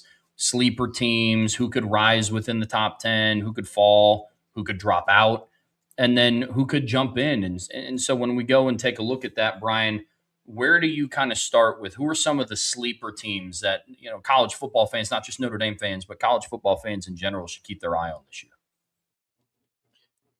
Well, I'll tell you one, Trev, and it's one, I'm going to steal this one from you, and you're probably not going to be happy with me, but actually I'm going to let you say it because I'm always stealing your answers. I'm going to let you give your first sleeper team because I have a feeling I'm going to steal your thunder, and you're going to give me this look when I say it. So I'll let you go first. Yeah, one sleeper team that I'm paying attention to are the Louisville Cardinals. Yep, I knew it. Yeah, they're a I didn't want to take you from you. I appreciate you. No, you're good, man. I mean, look, when I look at Louisville, I'm very confident in the offense that we're going to see from Jeff Brom any given season. And I think that their outlook at quarterback is significantly higher than what it was last year with Miller Moss. I like Lincoln Kienholz coming over from Ohio State. I think that right now they have the best running back room in the ACC. And Miami's obviously looking to make a push there, but Isaac Brown comes back. Him withdrawing his name from the portal was absolutely massive for Jeff Brom. And then obviously Kewan Brown comes back as well. I like their skill talent. You bring in Trey Richardson, LaWayne McCoy, Trayshawn Hurry comes back. But my biggest thing with them leaving them out was their offensive line. 4 of their 5 starters are portal players. There's a lot of gelling that has to happen. And spoiler alert, it's not 4 of their 5 starters are portal players that all came from the same school that just wanted to stick together and go to Louisville together. So you're bringing in a lot of different pieces to mold under one offense in one offseason. So that's what ultimately prevented me from vaulting them up into my list, but they're absolutely an offense to watch. Louisville is a sleeper team for a lot of different people coming out of the ACC, a dark horse for the college football playoffs. And the only way that they're going to be able to do that is if their offensive line holds serve and can be a good unit. But I like Louisville's offense. It really comes down to, Trev, like you said, the offensive line. If their offensive line can hold up and just be solid, this offense is going to score a lot of points. It's going to be very good. You've got a very smart offensive coordinator. It's their head coach is technically their play caller, but his brother's I think a good offensive coordinator. He sets him up well. You do what you want your offense coordinator to do. If you're the play caller, give me good game plans, give me good breakdowns of the opponent, and let's get this thing rocking and rolling. And I think they work well together. But honestly, you looked at last year, Trev, and there just were a lot of question marks about that football team at quarterback. So many missed opportunities that they had last year at quarterback. And they lost some very good receivers. I think Chris Bell was a 2nd or 3rd round draft pick. He was a very good player last year. But I love the Trey Richardson pickup out of the portal. He had a big year. He was the most dynamic, in my opinion, player that Vanderbilt had. We've talked a lot about getting Van Drevius Jacobs from South Carolina, correct? I think Trey Richardson was even more dynamic at Louisville last year. He was I believe he was the only guy that did anything against Iowa last year. He tore Iowa up in that bowl game last year. I mean, and that's not a secondary that's prone to getting torn up by receivers. You know what I mean? He's a good football player. They got the LaWayne McCoy from Florida State, who had good production last year as part of a very good offense. You got Trayshawn Hurry coming in for his 2nd year. He was part of the rotation last year. Their running back room, as long as it's healthy. The fact that Kewan Brown stayed, I give him a lot of credit because he could have left and been a guy that could have got some money on the market. But, he stays, and him and Isaac Brown form one of the better 1-2 punches in college football. So there's a lot to like about that. It all comes down to their offensive line, Trev. That's what it all comes down to. And they also, I don't know if you've seen him, but have you watched Brody Foley? Notre Dame looked at him, and I didn't think he was a guy that I necessarily wanted at Notre Dame. I wanted to roll with the guys they had, but that was a kid. Remember, they scheduled a visit. One of the recruiting guys scheduled a visit, and I believe the coaching staff were like, no, we're good at tight end. It's that kid. He's a good player. My whole thing is I agreed with the coaching staff. He's a good player, but you don't need that. You have other needs in the portal, like coach the kids up you have. But he's a good football player. They brought him in really good. He'll fit that system real well because Jeff Braun likes to throw to the tight ends. That could be a top 10 offense this year if the offensive line can hold up.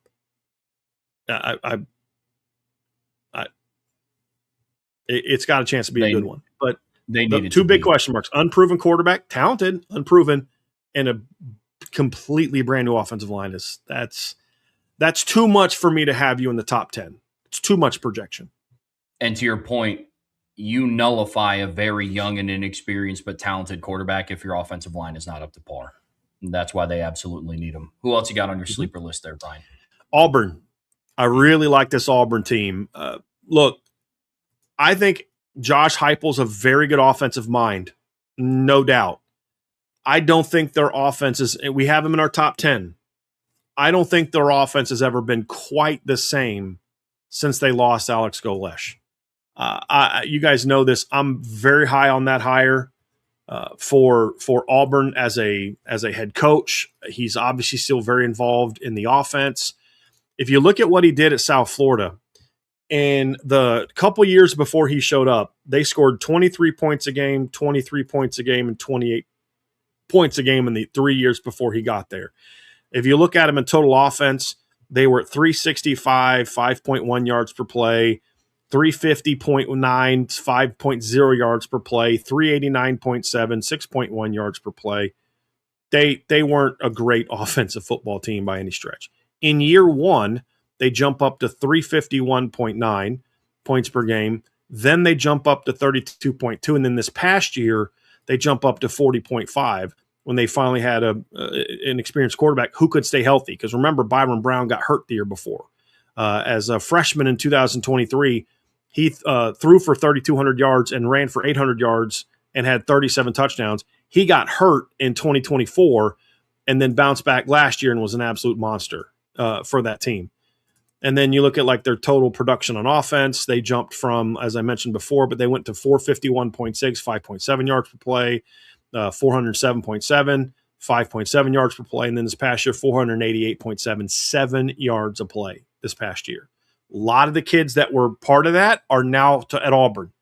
They followed him over. And you and I have talked a lot about what we like when kids follow their coach. It worked for Cignetti, obviously. Worked for Utah a bunch last year with Jason Hill coming over, bringing Devin Dampier with them. You saw how that worked, and I think the same thing's going to work for Auburn. It really comes down to, can all the pieces come together, and their offensive line is sort of the other question. Is it's a remade offensive line, and you guys know I don't love completely rebuilt offensive lines, but there's a lot to like, and they have one of the most underrated running back rooms in the country. Yeah, Jeremiah Cobb is a really good running back. They brought in some players from the portal. That's a really good running back room. Auburn, I could see, if the offensive line can hold up, I could see Auburn being a sneaky good offensive football team this year, because if Byron Brown gets time to throw the football and they do a good job running, that is some dynamic weapons in the backfield. And they're going from one of the worst quarterback situations in the SEC, in my opinion, to one of the best quarterback situations in the SEC. And Cam Coleman might have been smart to stay, because he would have been a beast in this offense. I'm just saying. Yeah, he would have been. It's going to be all fine. He'll be fine playing in Sark's offense. I'm just saying he could have stayed at Auburn and done some things this year. But sure, I really like this offense as a potential sleeper team. And there's a lot of others, Trev. Houston is an offense that you and I have talked about, potentially being in there. Arizona State could potentially be there. There's just too many question marks. How good is Cutter Boley? The offensive line's being remade, but we like the running back room with the transfers they brought in. We love the transfers they got at receiver. There's just a lot of those that are too sneaky. Let's talk, before we go risers, let's talk about two offenses that a lot of people I think are surprised are not in our top 10. And that's Georgia and USC. I'm surprised that people are surprised that Georgia's not in our top 10. I don't know what about Georgia would make anyone think that they're a top 10 offense. Say what you want about Georgia, and they scored 32 points a game last year. and didn't really do a lot offensively outside of their league. They played, 4 non-conference games, and they scored 45 points against Marshall, only 28 against Austin Peay, only 33 against Charlotte, a team that gave up 36 points per game. Think about that. Charlotte held Georgia below their season average in points allowed, and then they scored 16 points against Georgia Tech. So that was a bit of a yeah, look, I mean, I like a lot of the pieces that Georgia brings back. Don't get me wrong. Like I rank Gunnar Stockton in my top 10 quarterbacks. I like some of the individual pieces. They're the favorite on FanDuel to go out and win the SEC. I mean, part of that is just proven track record of nobody else has been able to beat them. But the biggest thing that kept them out for me is your offensive coordinator. I think this is going to be a more complete wide receiving room for Georgia this year. I like their running back room.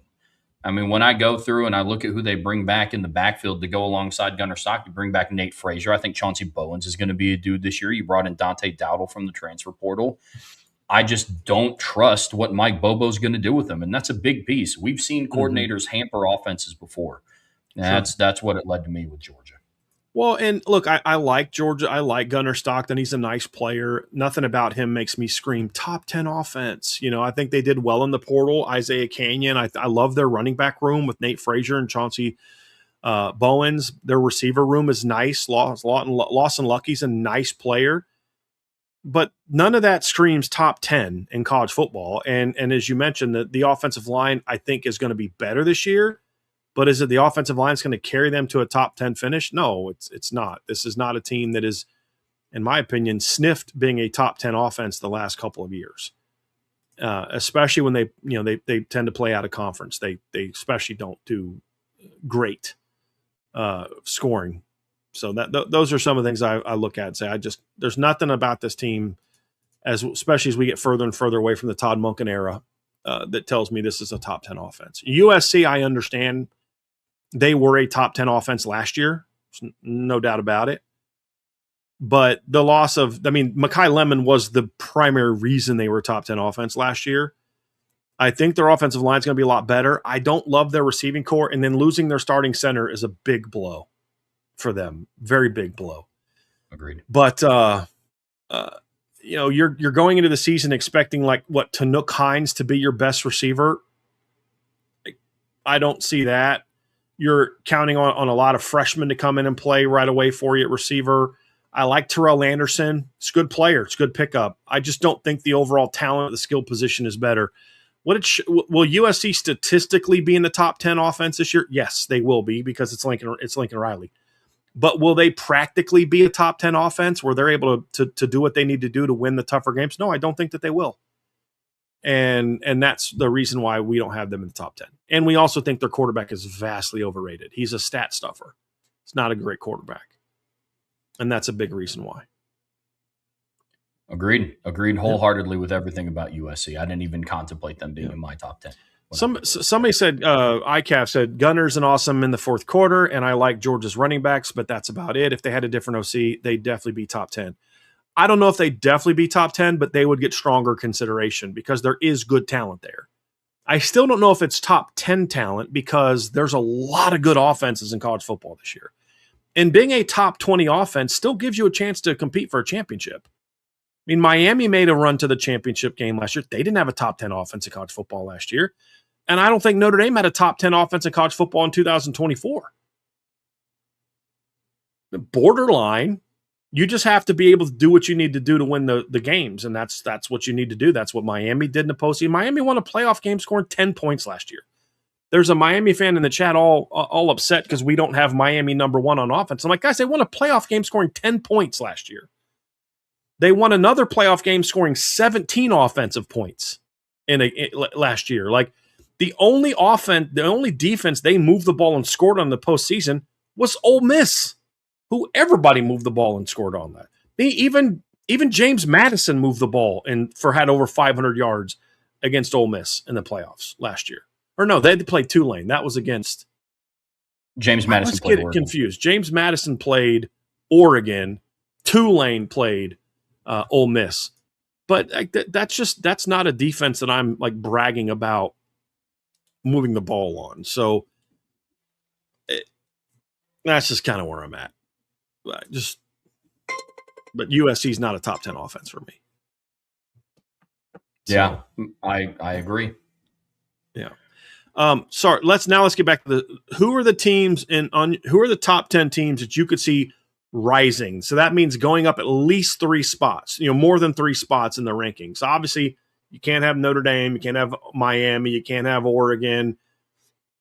If you really wanted to, Trev, you could go with Indiana if you think they're going to go 4-1, but this is really more about those teams that are going to make the big jumps this season. Who do you have as potential risers this year for you?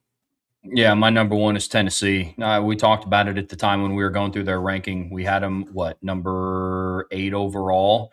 I could see them taking a 3-spot jump and knocking on the door of the top 5. We said in general, hey, look, if you get that quarterback situation figured out, we would have ranked them in the top 5 from jump. Agree completely. And so if you're able to get that quarterback situation figured out, if George McIntyre is able to elevate, or Faison Brandon is who we think he is and is more ready than what we think he is at this current time, it's going to be a top 5 offense in college football. Yep. Tennessee is one of mine. I'm with you on that. I also like the 2 teams we had tied for 10th as potential big risers. Ole Miss is, how good's their coordinator? I thought he did some nice things schematically at East Carolina. There's some things I like that he did on film. But for them, it's more so about the offensive line. That's a completely rebuilt offensive line. If they can get that going, I love their skill talent. I don't think look, there's a lot of people. Trinidad Champ is the best quarterback in college football. I don't think he's the best quarterback in college football. Somebody in the chat said, he won't be quite as good this year because there's film on him. I mean, kind of, I guess. Guys, by the time we got to the playoffs, there was a lot of film on Trinidad Chambliss. And teams had a month to prepare and study even more film of Trinidad Chambliss. And he was even better in the postseason than he was in the regular season, in my opinion. Yeah. So, I mean, there's something to that. But the other part is he's got really good talent around him. Kejuan Lacey at running back. You broke down the receivers that they got. They got the 2 Syracuse transfers that were really good players. Obviously, Deuce Alexander's back. They have talent at tight end. The offensive line's my big question mark. And how will the new OC fit into that system? But the O-line's my big question. But if they figure that out, they jump. And then for Oklahoma, it's really just about, can it all come together? And make that big jump. I think there's potential there to maybe jump up to like 6 or 7, in my opinion. I'm not betting my mortgage on it, but I think if it all comes together, year 2 in the system, offensive line takes the jump I think they're capable of taking. Run game becomes more improved, and that we're right on John Mateer is more like the weeks 1, 2, and 3 John Mateer than post-hand injury John Mateer. He could be good. I'll say this is a concern. I did see John Mateer this summer. He looks like he might have gotten a little too muscular. I'm a little concerned about that, to be honest with you. But I think he also wants.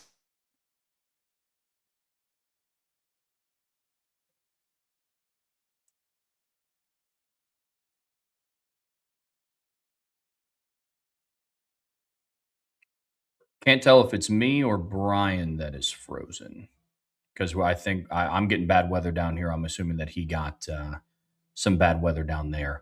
So chat's still updating. I'm assuming it's Brian. I'm not 100% sure. Okay, thank you, Swanton. So yeah, I definitely understand where Brian is going there with. Definitely understand where Brian was going there with John Mateer. I have similar concerns. If I had to guess, you guys know what they say about assuming. I'm assuming he was going to go through and say that he's probably putting on a little bit more extra protection for how Oklahoma uses him within the offense. They definitely want to use him as a dual threat guy. And I think that he has the opportunity to do that. So very interested to see where he goes from there. But yeah, I'm with everything that Brian said about Oklahoma. I could see one of those 2 teams going through and being like surging up the list in top 10. That's for sure. Yeah, my internet does not like Oklahoma prediction. I said Oklahoma moves up, and they were like, "Screw this guy, you're out of here." So sorry about that. I take it back. Internet spirits. I do not like Oklahoma's offense. My apologies. My apologies. Let's talk about a team that can drop, Trev. an offense that we still like, but maybe they're not going to be as good as what we think that they're going to be. Let's talk about that one. Who's your top one? That team for me is Indiana. I have a lot of questions about them. No questions at the coordinator position, and I think that they have one of the best offensive line coaches in the country. I've said this about them as a team in general, and I echo the same sentiment about their offense individually. You no longer have that nucleus of G5 guys that you brought along with you. Now your portal class looks like all of the other portal classes. It's the Nick Marsh from Michigan State. It's the quarterback from TCU. It's a running back from Boston College. It's an offensive tackle from this different school. And so I'll be very interested to see how they do. I don't see them dropping out of my top 10. That's why I have them in the fall category. I think to some varying degree, Indiana's going to have a top 10 offense this year. But when I go through and I look at some of these pieces, I think that there's a lot that needs shored up. Josh Hoover has to figure out how to be an effective quarterback on the road. Yep. Now, one train of thought is, hey, he has a better running game. He has a better offensive line, a little bit better talent at the receiver position, so that projects forward. But what we do know in the top two P4 conferences in the Big Ten and the SEC, you kind of make your living off of what you do on the road. Josh Hoover threw 15 interceptions last year. 11 of them came away from TCU Stadium. That's going to be an area that he's got to get fixed. And that's the thing that you can't afford in that offense. Yeah. And look, Josh Hoover was way more productive at TCU than Fernando Mendoza was at Cal. Way more productive. I mean, he threw over 50 touchdowns the last 2 years. Fernando Mendoza threw 30 in 2 years combined. But what we saw from Fernando Mendoza in his second year as a starter is he turned the ball over a lot less. And that projected where with Josh Hoover, he turned the ball over a little bit more in his second year. Now, part of that is the nature of the system. He had to carry it more. It's more of a gunslinger type of system, and his talent around him wasn't great. But he does have to cut back on that a little bit. But I think he will. I think Indiana's an offense that I could see falling. Josh Hoover's not my concern. I don't know that I'm curious about the receiver position, because I like their top two. There's a drop-off after that. Where in the past, they were 4 deep the last – we talk about – we've talked a lot about Elijah Surratt, and we've talked about Omar Cooper and Charlie Becker and all those type of guys. But, people forget E.J. Williams was a very good pass catcher for them. He caught 36 passes for 438 yards and 6 touchdowns last year, and more touchdowns than Charlie Becker. He's gone also. So they lost 3 of their top 4 pass catchers. And while I like Nick Marsh, I don't think he is necessarily that alpha dog that you're going to build a top 5 pass or offense around. So that combination of the little bit more turnover prone quarterback with a receiving core that's not quite as good as it was the last couple of years potentially is why I could see Indiana dropping. But to your point, Trev, it's dropping from like 4 to 8, not they're going to be 7-5 this year. It's not right. That. It's just maybe not quite as elite as what it was last year. Because look, if you have an offense that ranks in the top 10 this year of college football, you got a darn good offense 100% in college football. There's no doubt 100%. About it. So, those are all things that I look at and like. So let's talk about who we could see kind of falling out of the top 10. And let's not be lazy and go with our number 10 or number 9, because those are obvious ones. Let's go a little bit beyond that. Mine is Texas Tech. I love all the supporting cast, but I have a lot of concerns around Will Hammond's health over the duration of a season. And if you don't have Will Hammond in that offense, the outlook is much different. There is only so far that a supporting cast can get you. That's some things that we've seen in South Bend. That's things that we've seen at other top-tier programs around the country. Not every team can lose 3 quarterbacks like Ohio, or 2 quarterbacks like Ohio State did, and rely on the third to go win a national title. And I think Texas Tech would be in a world of trouble if Will Hammond goes down and isn't able to stay healthy over the duration of the season. So that they would be that team for me, because I like all the other pieces that they have. This is why, Trevor, we didn't do the here's your top 10, here's my top 10 list, because we just end up picking the same ones anyway. So we talked about our top 10. We did not talk about our superlatives. My sleeper, Louisville, Auburn. Those were yours. My rise, Tennessee, Ole Miss. Those were yours. My dropout, Indiana. That's yours. My fallout, Texas Tech, for the same reasons. It's all about the quarterback. Yeah. If the quarterback position is a problem, a bad quarterback situation can take a really good offense and make it not a really good offense. And that's it's that simple. It's that simple. Who's the offense that you could think? Let's see if we can match all five, Trev. Who's the offense that you think has the best chance to jump in this season? Okay, we have a different one. I like that. Let's talk about the Gators. We do. Okay. Let's talk about that. I like that one. One. I'm a big fan of what Florida brings to the table this year. I like the Eric Singleton pickup out of the transfer portal. He's rejoining with Buster Faulkner, who came over from Georgia Tech.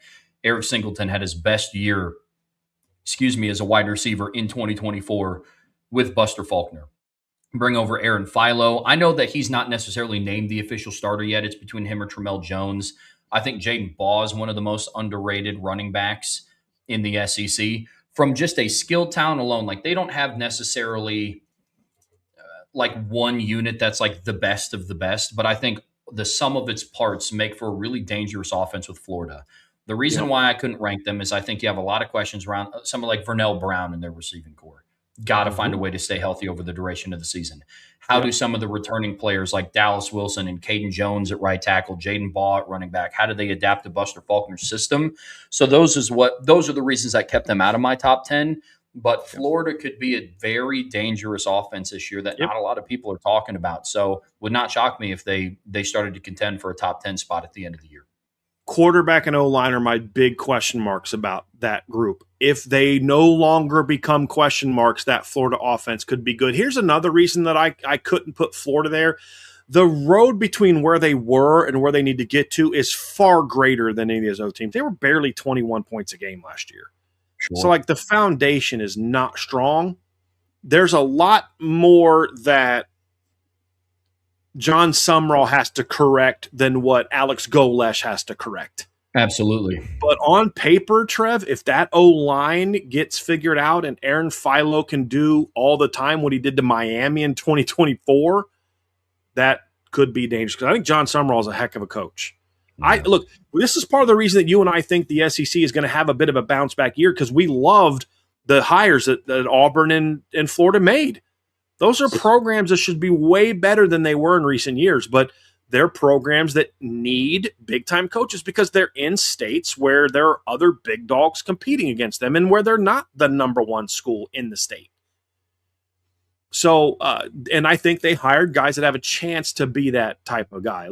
The biggest, just sidebar for a second. You look at the way that John Sumrall attacks recruiting compared to Billy Napier, where he felt like, they were late getting on kids. They were slow to offer in-state kids. They just had this like, you should feel privileged to ever receive a call from us type of attitude, where John Sumrall is just a dog on the trail. And he understands we're not what we were under Urban Meyer and Steve Spurrier. It's been a long time since we've been that program. We've got to be first. We've got to be more active. We've got to be more persistent. We can't pretend like this is still 2008, because I hate to break it to you, but most five-star recruits weren't even born the last time Florida won a title, much less when Notre Dame did. You know what I mean? So you got to outwork people, and John Sumrall gets that in ways that Billy Napier never did. I think he's a better football coach in my opinion. But he's got that dog mentality, man. He's a very cocky guy, but in a good way. Not in a way that's like, this guy's an a-hole, and it's a lot of false, like he's just, you could tell, I got a plan and I believe in it. And it's not like arrogant cocky, but it's like confident cocky. And I think you need that at Florida. I just feel like next year is when that big jump happens because they have so far to go. But it wouldn't shock me if you're right. It wouldn't shock me. There's a lot of talent there. I was going to go with Oklahoma State. That was mine. Just because I love that system. I love the players they brought from North Texas. They brought the three best guys, Wyatt Young, a receiver, Caleb Hawkins at running back, and then Drew Mestamaker.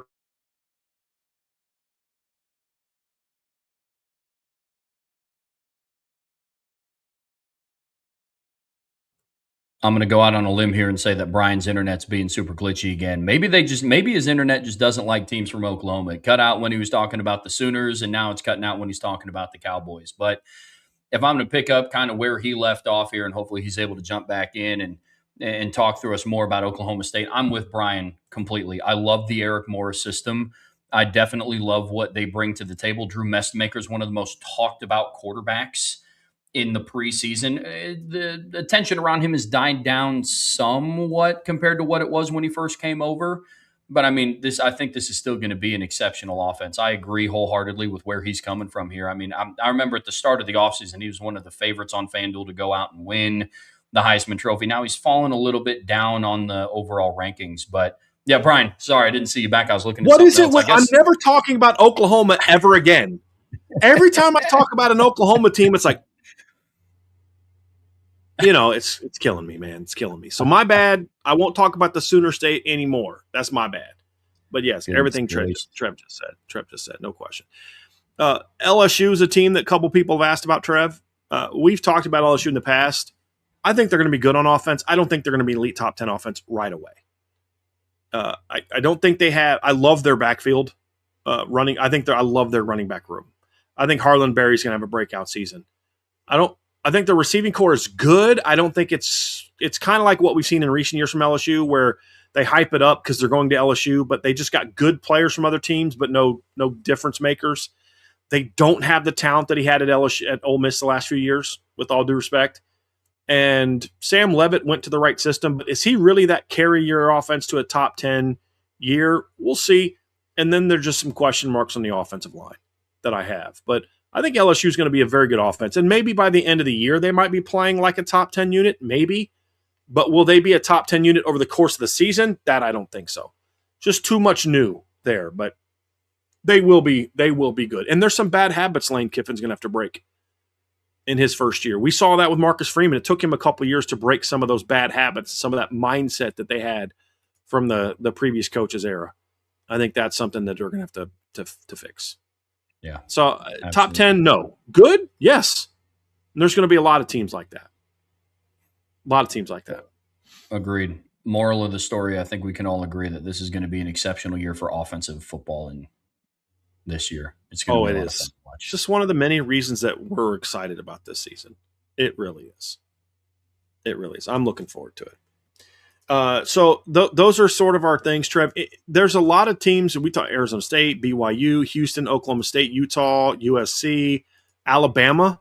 If their quarterback situation gets figured out, can they get back to being a top offense? I gotta see it, because Kalen DeBoer has not sniffed a top 10 offense in his 2 years at Alabama. Yeah, he did it at Washington, but he hasn't sniffed a top 10 offense at Alabama. So long way to go there. But the talent is would it shock you if Alabama figured it out, started trying to be a little bit more balanced and had a top? It wouldn't shock me.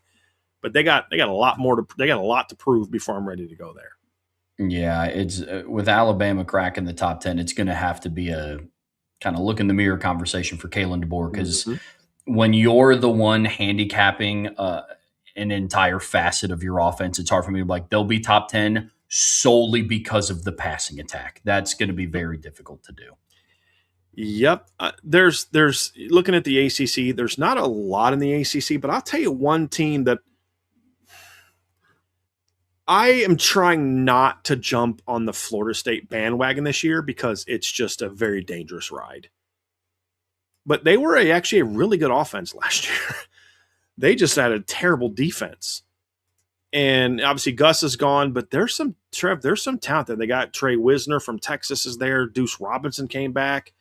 He's a big-time player. Javon Boggs goes into his second year. I don't love the quarterback. That's the big thing for me. And I have question marks about the offensive line. That's one of the few ACC offenses that I'm like, I got my eye on them a little bit. Clemson's another one out of the ACC I have my eye on. Quarterback's going to be a big one there. That's going to be a big one there. Very curious to see what they can do. No question. I like that one. And then NC State, with CJ Bailey, they've always got a shot. I got to see the line and the run game be good enough to be a top offense, but they're not going to sniff top 10. They could be one of the better ones in the ACC, but they won't sniff them. Yeah. Agreed. Yep, that's where I'm at. Brian, speaking of the ACC, it's time to dive into Notre Dame's 10th opponent of the regular season here on the Irish Breakdown podcast, brought to you by our friends over at FanDuel. Talking about the Boston College Eagles. And let me tell you, old Bill O'Brien has his work cut out for him this upcoming season. It's been an interesting ride for him so far at Boston College. You go 7-6 in year one, and things are kind of starting to look up. I believe they beat Nebraska in a bowl game. It's like, hey, things could be looking up for this Boston College team. And then last year they return a lot of, some of the players that we've talked about today at other teams. Turbo Richard, like he returned to Boston College for the 2025 season, and unfortunately they won their first game, lost 10 straight. And then they won their final game of the regular season. And so now he has his sights set in year 3. This is going to be a very interesting year for Boston College for sure.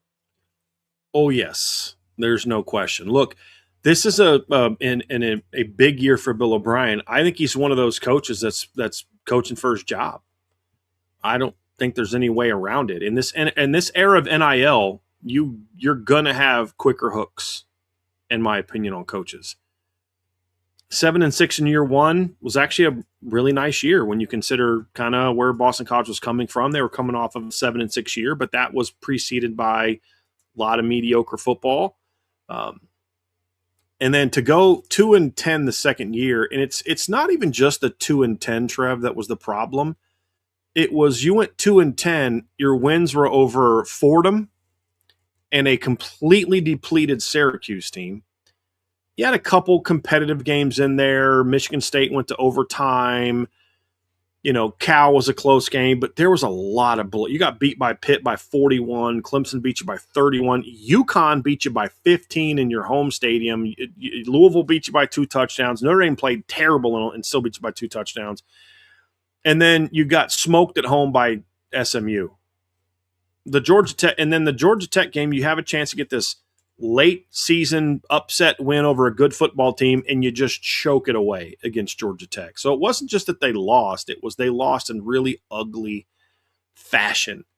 That's the concern you have for BC is, look, I can deal with the team having a rough year. You get a chance to bounce back. But when you have a rough year and you just get smoked every week, that's not a good place to be. And Trev, to the other thing is they had way too much talent, too much talent to be a 2-10 football team.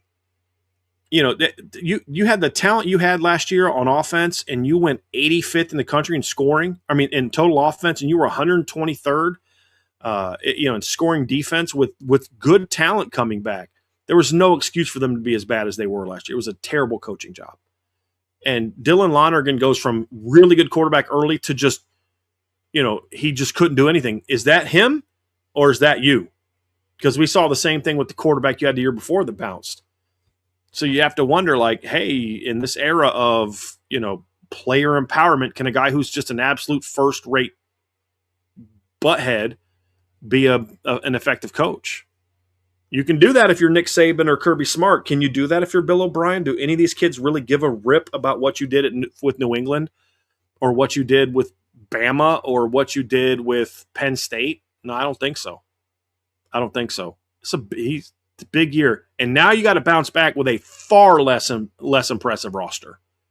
The roster's not even close to what it was. But let's pull up their schedule real quick so we can look at that real fast, Trev, before my internet goes down again. But as long as you don't talk about any Oklahoma teams, I think you're going to be golden. I know. Trev, don't use that word. It's a bad word in today's show. Oh, I can't. My internet's chilling. But I see how it is. But you look at their schedule this year, Trev. It's a schedule that sets up for them to be able to win some games, but it's not exactly an easy schedule. Right. There's a lot of improved football teams on here, but what I would say is you've got to bounce back from 2-10 with a far less talented roster. You lost Turbo Richard, who went to the defending national champions. They thought so much of him that they went and got him. You had Reed Harris that you and I both loved. Notre Dame was looking at him until they realized that Quincy Porter and Mylan Graham were on the market. And it's not that they didn't think Reed was a really good player. They wanted someone with more eligibility, and Reed Harris is, I think, done after this year, I believe. And that was really a big part of it. But, and then you also lost Lewis Bond, who you and I were very high on going into last season, and had a great year for them. 88 catches, 993 yards. Reed Harris had 39 catches, 673 yards. He's gone. Jeremiah Franklin is gone after he caught 49 passes for 500 yards. And you and I are real high on Kalen Chudzinski, the tight end, the freshman tight end, who last year's a true freshman, caught 24 passes for 313 yards. He tore his ACL this summer. He's out. So you lost your top 5 pass catchers, which included Turbo Richard from last year. So now you have to not only bounce back from your bad season, but you've got to do it with a brand new roster and a very questionable situation at quarterback, to say the least. Their schedule in 2026 is not going to do them very many favors. They're facing quite a bit of what I believe to be some improved teams on their schedule as well. I mean, Dylan Lonergan's going to have his opportunity for get back because he's at Rutgers now, and he's going back to Chestnut Hill to play Boston College in week 2. But yeah, when I look at the schedule combined with the makeup of Boston College's roster, I would say confidently there's one gimme game on there with Maine that you get at home. I think the benefit is they start out, they get 3 straight home games in September after opening on the road to Cincinnati. Mm-hmm. Then after that, man, I mean, you get an early bye, and then in order, you're Pitt, Georgia Tech on the road, Duke on the road, Florida State at home, Notre Dame on the road, Syracuse, and then you finish up the year at Miami. Their losses, I mean, it even goes beyond, especially on offense, it even goes beyond just the skilled players. I mean, you lose Jude Bowery, your left tackle, Eric Daughtry transferred to Louisville, Logan Taylor's gone, your right guard, and Kevin Klein is gone. I mean, this will literally be a brand new team that's going to be engineered by a Division II quarterback coming in, which is going to be very interesting to see how McKenzie does. That's going to be. Yeah. I'm just, look, it worked for Ole Miss. Let's go get a kid from that same league, and I just don't see it working out. It's a tough schedule. It's a very tough schedule. And the same thing is true on the other side of the ball too, Trev. It's not just their offense that lost a lot of their better players. They also lost a decent amount. Omar Thornton transferred to where'd he go? Miami. Miami, that's right. I get him and Ty Benefield confused. The kid from Boise that went to LSU. But he's gone. Quintavious Hutchins is gone after a disappointing season. There's not a lot coming back that's proven, and they had to go to the portal. Their front 7 is almost completely remade. I did love the Bodie Cahoon pickup, though. Yeah, I think Bodie could do real well there. He's a very talented kid. He just was buried on a deep depth chart. But I think I liked that pickup. But they had to completely remake their defense in the front 7. Now their secondary has a chance to be pretty good, Trev. We do like some of their players. So when you talk about like the strengths of this Boston College football team, that's one area for them that I think could be a bit of a building block. You got some decent potential in the portal, but with KP Price, who you had on your all-opponent team this year, we both had him on our all-opponent team last year. There is some potential there in the secondary. Yeah, there's definitely pieces there for them to put together somewhat of a salvageable season to varying degrees. FanDuel has their over-under win total right now set at 3.5. And based on the outlook of their roster and the schedule, one could argue that that's somewhat generous. But if they are going to accomplish that, you're going to need players like Chris Maribel on the defensive line, Max Tucker, Isaiah Ferris, Carter Davis, KP Price. Those are all returners from last year. So you do have more of a veteran presence on the back end of your defense to help you do things like hold serve at home. That's going to be something that Boston College is going to have to do this year if they want to not go 2-10. Their road games are tough. You get at Cincinnati, at Georgia Tech, at Notre Dame, at Miami. Mm-hmm. Best case scenario, you get a win on the road. Oh, and at SMU, excuse me. I didn't see that in there either. Best case scenario, you get 1, maybe 2 wins on the road if you're able to potentially upset Duke or upset Georgia Tech, because I don't know if Boston College is going to be favored in any games this season outside of Maine. Maybe Rutgers, who knows? But you're going to have to be relying on some of the veteran presence on the back end of your defense to hold things down, because this is a tall order. I'm with you completely. There are some individual pieces, though, that kind of shed a little light. Yeah, I do like some of the pickups they got in the portal. We've talked about this. I like the Reed Swanson pickup. I think that was a good pickup. The kid they got from Colgate. think he's a good football player. The secondary, there's some things that you look at and say, Trev, that's got a chance to be okay. But I just don't have a lot of confidence that this is a coaching staff that can kind of pull it all together. That's a bit of a concern that I have. You got a kid to transfer from North Carolina at receiver who's going to start for you. He had 13 catches last year. That's a little concerning, but got a decent young talent from Florida State. KJ Sampson maybe has a chance to maybe help you on the D line. Chris Marable you got from Wake Forest. He goes into his second year in the program. Maybe he can give you a little bit more this year than he gave last year. So, I mean, there's some things to look at there, Trev. But it's tough to really find some of those things to kind of get you excited about it.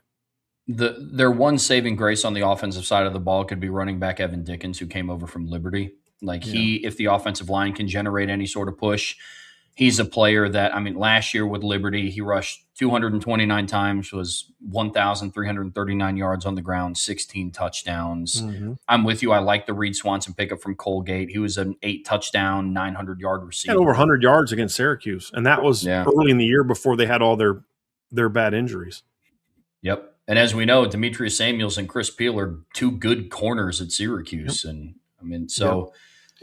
that'll be interesting. Evan Dickens had a very weird season last year. Very weird season. So he starts off, he goes 34 yards on 10 carries against Maine. Rushes for 114 yards against Jack State, 96 against Bowling Green. He had 67 yards and 33 yards in back-to-back games against James Madison and Old Dominion, so 100 yards combined on 27 carries. He doesn't play that next week against UTEP, and then against New Mexico State, he goes 50 yards on 13 carries. So he played 6 games last year. He had missed the previous season. He transferred over from Georgia Tech and missed the previous season. In the first 6 games, he had 3 games of under 4 yards a carry. He had 2 rushing touchdowns, and he was okay. Then in the last 5 games, he goes for 217 yards on 22 carries and 4 touchdowns against Delaware. He goes for 127 yards and a touchdown against Missouri State, 106 yards and a touchdown against Florida International. Then 228 yards and 7.6 yards per carry and 2 touchdowns against Louisiana Tech, and then 267 yards on 43 carries and 4 touchdowns against Kennesaw State. So it's like, it was bonkers. It's like he went from mid to dominating in a week. Wild season, bro. That's so wild crazy. Season. Yeah, but to your point though, he was a power 4 back out of high school, and he's going back to that level. But you're going to have to block for him. That's going to be the That's going to be the question mark. Can you block? Doesn't bode well for Boston College that one of Evan Dickens' worst games was against Maine. He'll have his opportunity for get back. Right. But facts. Yeah. Well, the Kalen Chodzinski thing really hurts because that took away a little bit of my optimism, because I did like their potential pass catchers as a group, and that dings it a little bit. And the other thing too is because Bill O'Brien loves to throw to the tight ends. And the problem is you had him coming back, and then you needed to find a number 2 because they love running 12 personnel. And you're finding a number 2 from a bunch of dudes that haven't done anything. You and I, when he got hurt, we kind of had to scour through the Notre Dame opponents to see who was going to be our other all-opponent tight end. And, we looked at BC because we're like, well, let's look at a team that likes to throw to the tight end. And then we looked at BC and you're like, 2 catches for 7 yards in his career, never caught a pass, 3 catches for 12 yards. It was just like, okay, there's nobody there that's done a thing. And that's a concern, because that's an important position in that offense. It works much better when they are thrown to the tight end. There's no doubt about it. And the big thing for Boston College too, Trev, is they got to figure something out on defense, because their defense last year was a problem. Despite Notre Dame having a really poor performance against them and only scoring 25 points, despite having, 5 plays of over 40 yards in the game, poor performance. They fumbled in the red zone. They missed an extra point, missed a chip shot field goal. They should have been in the 40s against them, but they weren't. Typical Notre Dame last year. That's another thing we didn't talk about. When you talk about Notre Dame's offense, they scored 42 points a game last year and kicked 5 freaking field goals the whole season. And had a red zone offense that ranked in the 70s in touchdown percentage and like the 120s in overall red zone. If their red zone is just top 50 this year, they're going to be scoring a lot of freaking points. But anyway, I digress. But their defense took a giant step back. They were a 23.8 point per game team in his first year on defense. And with mostly the same players, they dropped to 32.8 points per game last year, Trev. They gave up over 30 points last season, 30 points or more last year. Let's see, 1, 2, 3, 4, 5, 6, 7, 8. 8 times in 12 games, they gave up 30 points or more in a game. And the ones they didn't, they gave up 28 to Cal, 25 to Notre Dame. Thank you, red zone offense and kicking operation. And then they held Syracuse to 12 points and Fordham to 10 points because those teams were a mess. And you had basically the same guys you had the year before. There was no excuse for that kind of drop off. And that's something they're going to have to figure out. You lost the one really good D end. That should not have resulted in the drop that you had last year. Should not have resulted in that. No, I'm with you completely. Brian, when you look at Boston College, because this has had somewhat of I guess I'll use the term melancholy feel to it, previewing the Eagles. Fair. But when you look at their season, what do they have to do to be better than last year in all seriousness? You go 2-10 last year with that level of talent. What is it going to take for Boston College to just improve to 3-9, 4-8 against a schedule like this? I think the big thing, Trevor, is it starts really up front with the kind of the pro style things that Bill O'Brien likes to do. If your offensive line can't hold serve, then you're going to have some problems.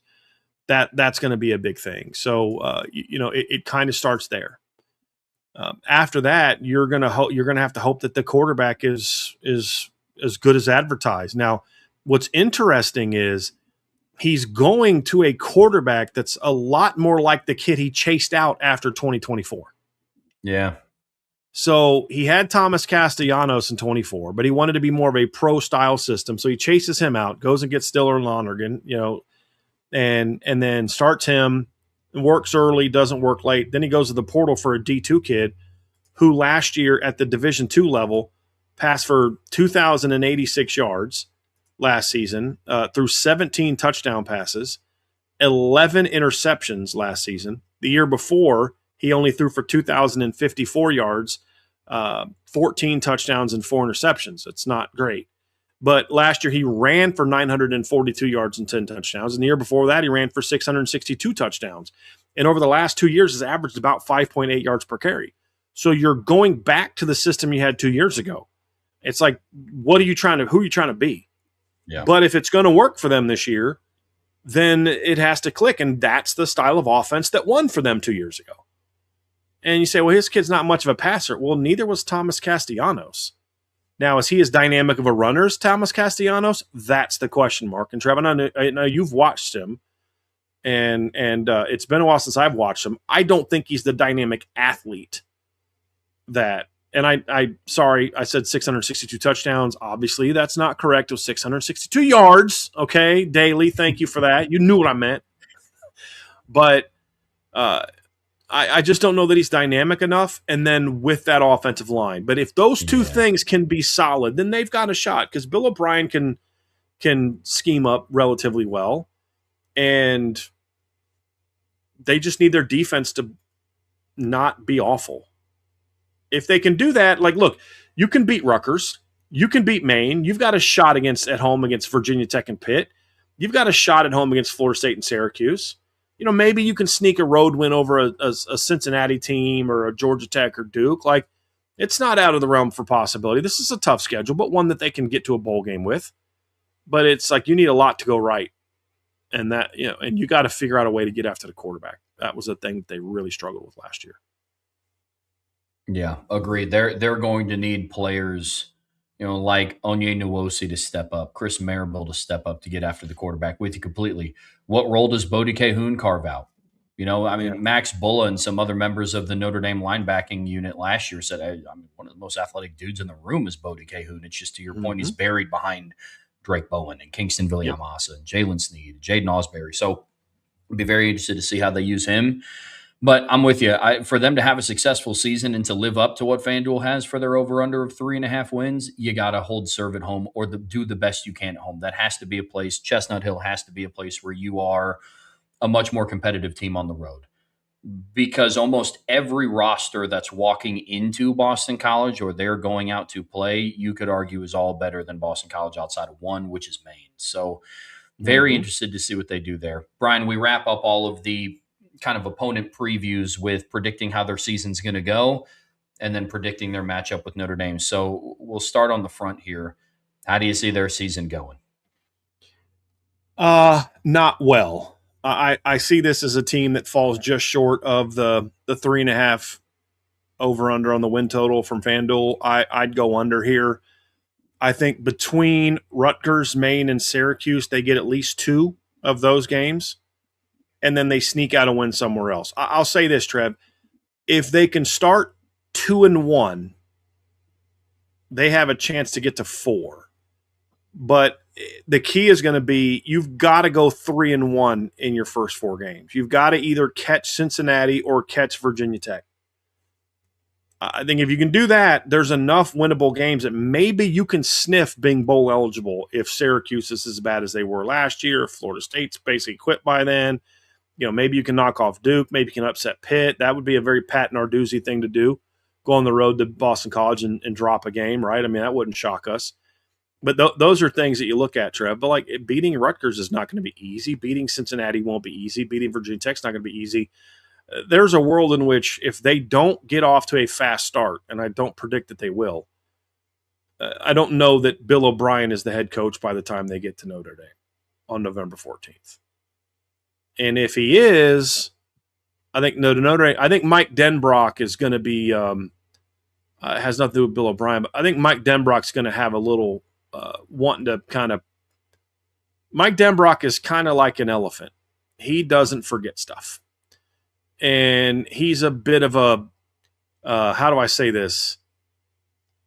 He doesn't like it if you got something on him, if he feels like you got something on him, if his team didn't perform well against you, and he's going to want to kind of exercise the demons from that last game. And so I have a feeling Mike Denbrock's going to have a little something for BC this year. And I would not want to be a Notre Dame football player going into that week, especially if you're coming off a win over Miami, because he is going to want to make sure that you do not let up one bit. He's going to remind you of every dumb mistake you made the year before, of every bad play. He's going to remind you only scored 25 points against this team last year. And it's not going to be a fun week of practice. And they're going to want to take all that out on Boston College. So if he is the head coach by the time they get to Notre Dame, that could be the ceiling of his fate. There's a couple coaches that are in that Notre Dame could be the last game that they coach in. Yeah. There's a guy down in Chapel Hill that could end up being his last game. There might be a couple guys that get Sam Pittman after Notre Dame this year, and Bill O'Brien could potentially be one. I'm not necessarily rooting for it, even though I have strong feelings on Bill O'Brien. I've been around him a little bit in my career. I worked the Maryland camp a few years when he was there.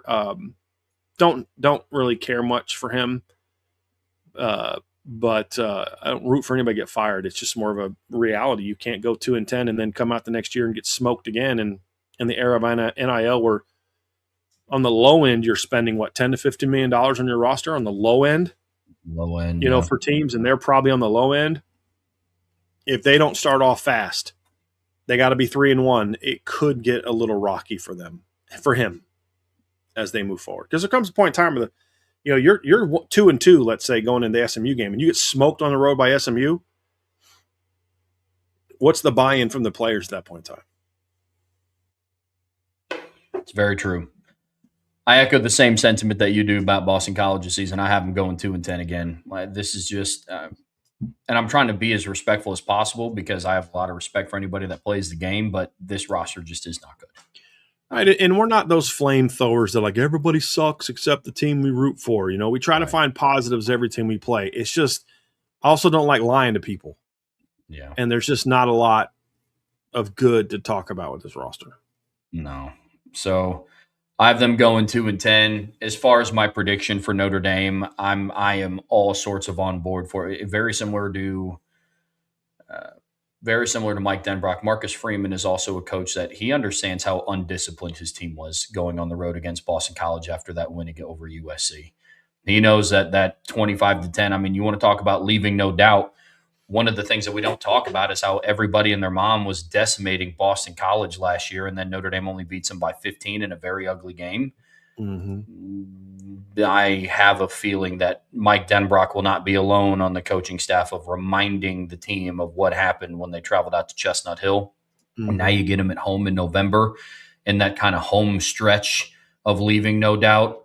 I have Notre Dame winning this one 52-6. That was such a weird game. You averaged 8.3 yards per play, and you scored 25 points.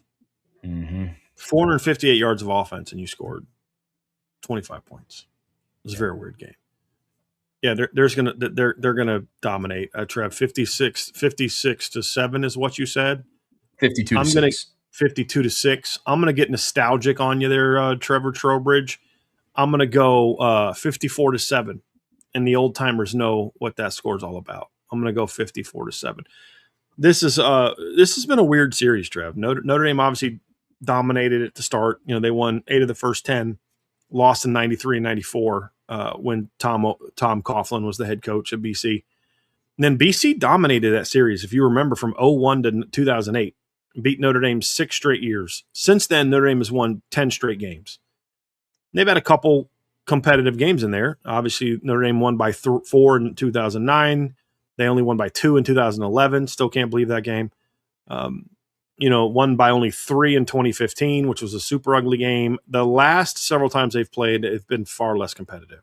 Last year's game was actually the most competitive.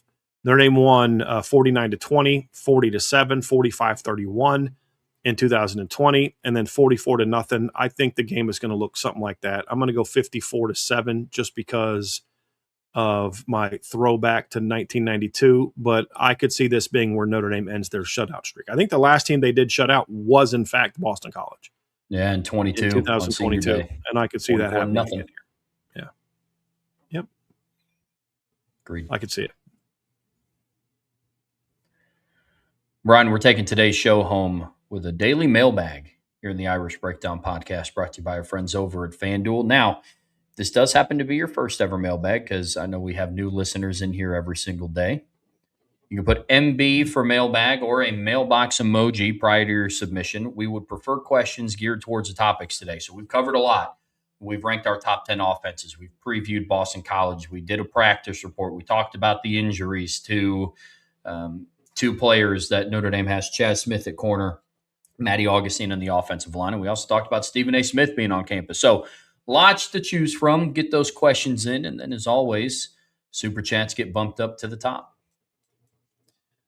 All right, Trev, we do have some Super Chats that you speak of here to get to today. We have one down here from my guy, K. Grant. Hope the Twins are doing great, buddy. Appreciate the Super Chat, K. Grant. Trevor will be getting used to staying up very soon with a kid coming. Believe me. That is why Trevor has been staying up lately, is because he's preparing himself for that. Yeah, that's what he told me last night. That is exactly why I'm trying to get my body as prepared as humanly possible to being awake in the wee hours of the night. I'm a very, as you guys know or may not know, I know Brian knows this, I'm a very type A person. I'm very schedule oriented. I'm in bed around the same time. I wake up at the same time. It's routine. Do the same thing in the morning. Yep. Mm-hmm. So that's where I'm at with this one. But I'm trying to, especially early on when you're feeding them every 2 hours around the clock, trying to make sure that being up at 2 a.m. is not a completely foreign concept to me. Mm-hmm. Good luck with that. Thanks, buddy. From Bobby S., who do you see as the number one backup at each offensive line spot now with no Augustine and Jagsaw? Also, who would be the backup center if Craig was out early in the season as well? Confidence level in backups. Well, look, obviously with Joe Otting, there's a lot of confidence there. He showed he could be a solid starter last year, and he's going to be more experienced this year. I don't have a lot of confidence in the backups in that we haven't seen any of them, but there's some talent there. Owen Strebig has impressed us so far this year. I think Styles Prescott looks better now than he did a year ago. We know he struggled when he was called upon, but I think he's stronger now. He's filled out more. He's moving well. Grayson McHugh is a kid that I would love to see continue to develop. You've got a lot of inexperience in some of your more talented players. Tyler Merrill, Sullivan Garvin are guys that I think can have a push to roll up the depth chart. And they're more talented players. But then you have veterans like Devin Houston, who's been solid in from what we've seen, and Christopher Tarrick, who's been solid in what we've seen. I mean, Christopher Tarrick could go into the starting lineup and hold his own, but there'd be a bit of a drop off there with Matty Augustine out. That is a bit of a concern for me in that I don't know that if one of those right side guys goes down that I'm quite as confident, because I like Christopher Tarrick, but he's never had great feet, but he's been a big, strong kid that can move people. He just seems a little sloppy this year with his footwork and his foot quickness this year, which is a bit of concern, but that can get worked out in camp. But your margin for error is a little thinner right now with the injury to Matty Augustine and Peter Jones also being out, because he's another guy that I thought had a good spring. But I like where Cam Herron is. I think Cam Herron could be a really good interior backup. Really good interior backup. Agreed. Somebody asked, is Styles Prescott the next tackle up? At left tackle, yes. I think at right tackle, maybe. But I also think Owen Strebig has put himself in position to be that next guy in on the right side, with Styles as the next guy in on the left side. Yeah, Strebig is making a big push. I'm hoping that what Joe Rudolph does, and just kind of what comes to be over the next week or so, is there's players in the depths that just continue to elevate outside of just reshuffling the entire offensive line in the depths to try to find answers with Augustine, Peter Jones, and Jags out. Yep. Agree. Let's get to some more questions there, Trevor. We got one from JA062376. Thank you, sir. What would be the minimum margin of victory against Wisconsin for you to say Notre Dame handled business appropriately? It's a good question. I'm not so much of a I've said this before, I'm not so much of a result-oriented guy as much as I am a process-oriented guy. There's a world in which Notre Dame wins by 30, and I'm like, I didn't like what I saw there. They're going to have to fix it here. And there's a world in which they win by 21 where they do some really good things. So maybe some questions that we get answered are better. And maybe Wisconsin's a little better than we think that they are. There's some, I want to leave some leeway there. Plus, it is game one. I don't expect Notre Dame to be mid-season form. I do worry about teams that peak early, but to me, it's not so much the score. It's how they play. Does the offensive line look like it's gelling together? Is the defense sound? Are they playing fast? Are they flying to the football? If CJ Carr and the receivers aren't 100% on the same page in game one, okay, that's fine. There needs to be a level of, okay, I think this team is showing us what they can do. I don't want it to look vastly different. Like when we watched the Miami game, Trev and I are talking like, I have no idea what they're doing defensively. This is not what we saw in fall camp. This isn't even close to what we saw in fall camp. Well, they're blitzing, they're bringing nickel fires, and I was like, I don't know what this is. I have no clue what this is. You're playing man, you're playing zone against normal base looks, but you're playing man when they go bunch. Yeah. And you have what? It was one of those things where I was like, what in the world is going on? So it wasn't, respectively, look, you lost by 3 points to the second best team in the country in regard to the team that made it all the way to the championship game on the road. But it was the way you lost that had some concerns. Your offensive line got embarrassed. I didn't know what they were doing with all the RPO stuff. I didn't know what they were doing defensively with the scheme stuff. It was the process was concerning. And that's more of what I look for here. But if Notre Dame plays to the potential it should play with in week one, I think this is at least a 3-touchdown win. So if their 3 touchdowns are better and there's not some glaring, oh boy, then sure, then I'll be happy as far as shake that rust off. But we just want to see some of the things that we've talked about. Are they playing with fire? Are they playing locked in? Are they playing focus? Those type of things. And if they do that, they'll be fine, no matter what the margin of victory is. Yeah, I mean, it's absolutely reasonable they cover their FanDuel spread at 20.5 points. Like, but that's not going to be my judge of how it looks. I mean, I think back to the 2021 game.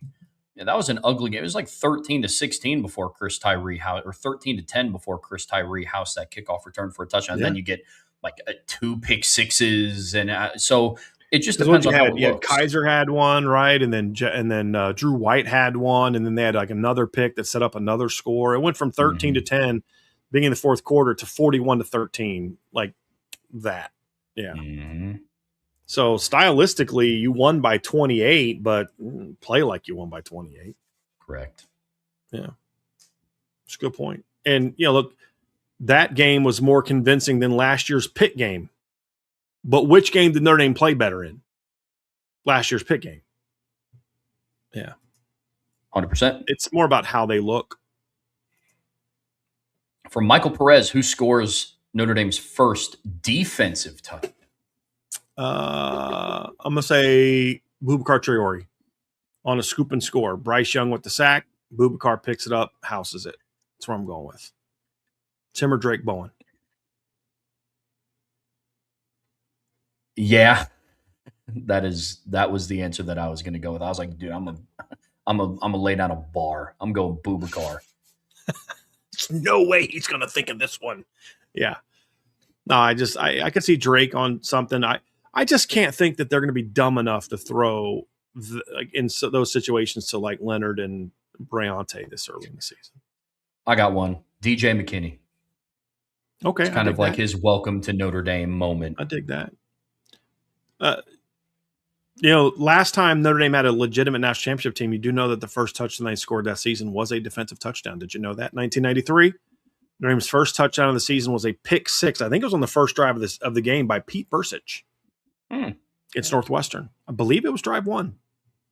Some of you older cats like me, if you can remember, if I believe I'm correct on that. The first touchdown of the season was a pick six by Pete Bursich, who sadly a lot of people only remember for the dropped pick against BC, but he was a heck of a football player for Notre Dame. And played in the NFL for a long time, playing some linebacker, special teams. He was a really good football player, but you know how it is. Sometimes you just get defined by that one play. And unfortunately for him, that was the one that some people remember, by younger people especially. I think a lot of the older people remember Pete was a really good linebacker outside of that play. And even that play, he was in position to break up the pass. I mean, it's not like, you know what I mean? So yeah, I think defense especially, like that's kind of how you get remembered. Like as a younger kid, my only memory of Gary Gray was the 2011 Michigan game. It's my only memory. Which in 2010, he was really good. I know. Sad. Yeah, it's sad. Yeah, very sad. From Lil K Dub, how's the chemistry between Carr and Greathouse? I couldn't tell you. It looked good the first day of practice, but we have not seen them really do anything since then. We watched them throw routes on air where you're basically told this is who you're throwing to. Yeah. I've yet to see CJ Carr be in a situation outside of a couple snaps where they're really throwing the ball much, other than some quick game stuff and some on air type of thing. But like today, we didn't see Micah Gilbert or Jaden Greathouse with the first team on tempo. Actually, I was talking with Sean Sarge about this. I thought I saw Greathouse in the slot, but now that I went back in my notes and he was not in the slot, that just kind of load management type of situation. They were both fine catching balls today, but couldn't tell you. I'd be lying to you if I told you. It would be nothing more than like, oh, I want to make it sound good. I don't know. I've heard good things, but don't know. Hear a lot of things in camp, and some of those things come to be, and some of them don't. But hopefully, it's building. I mean, we can tell you what CJ said. I mean, we had the comment in the Buy So Hold on Monday about CJ raving about that connection, but we haven't seen it. Mm-hmm. From Irish Dragon 23, because I played running back, I'm curious, for today's running back room, what comparisons to former Notre Dame running backs do you see? Oh boy. Well, I mean, look, it's hard not to see Kyron Williams when you see Aeneas Williams. Not perfect identical twins, but like similar body types, great all-around game. Aeneas could catch the ball real well. Kyron can catch the ball real well, both short. similar complexion, both from Missouri, similar running styles. I think Aeneas is a little faster, and I think Kyron was just a little bit shakier. Like when I mean shakier, I mean like that wig. I should say little bit better wiggle. To make people miss. He had a little bit of that Lee Becton dead leg in space, but overall very similar players. Kedron Young is to me faster Aldrich Estime. I mean it's hard not to see that comparison between the two. My comp for Nolan James is Aeneas Williams. I mean, that's like, honestly, now in all seriousness, I think the comp for Nolan James is a little bit of Theo Riddick. Just could play the slot if you needed him to. Catches the ball well and he runs it well. He's not a burner, but he's really quick and sudden. I think that's a good comparison. And then Javion Osborne, it's Jadarian Price. It's hard not to see Jadarian Price when I'm watching their film. I mean, even in Texas high school running backs whose school colors were black and yellow, just dynamic players. I mean, he doesn't catch the ball as well as Jadarian did in high school, but like the reading, the vision, the cutting ability, the body type, it's all very similar to Jadarian. And then with Jonas Walton, he's the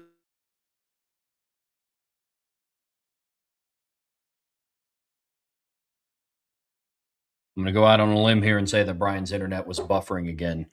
I also agree with what he was saying. Jonas Walton is kind of the interesting one to have a comp to. He's the interesting one to have a comp to in the running back room, because I completely agree with the Aeneas Williams comp, the Kedron Young comp. I don't know if Notre Dame has kind of had that 5'9", stocky, sawed-off burner, because he has a different body type than Chris Tyree, but he has similar speed to Chris Tyree. But that's what makes that tough for me. But he was the first one that came to mind. I didn't even flip and talk about Oklahoma that time, so I'm not too happy about that. I got a comparison, and I wonder if you older folks are going to remember this one. And I'm trying to see what he did, if he went to the combine and did anything. I'm trying to find it. A little bit fat. He's a faster version of the late Rodney Culver. That's my comp for Jonas. Real similar body type, similar running style. He's just faster than Rodney was. But overall style of play, a faster Rodney Culver. One of the more underrated running backs in Notre Dame history. If Rodney Culver wasn't in a backfield that was just loaded his whole career, he would have run for so many yards. Yeah. Rodney's that would be mine.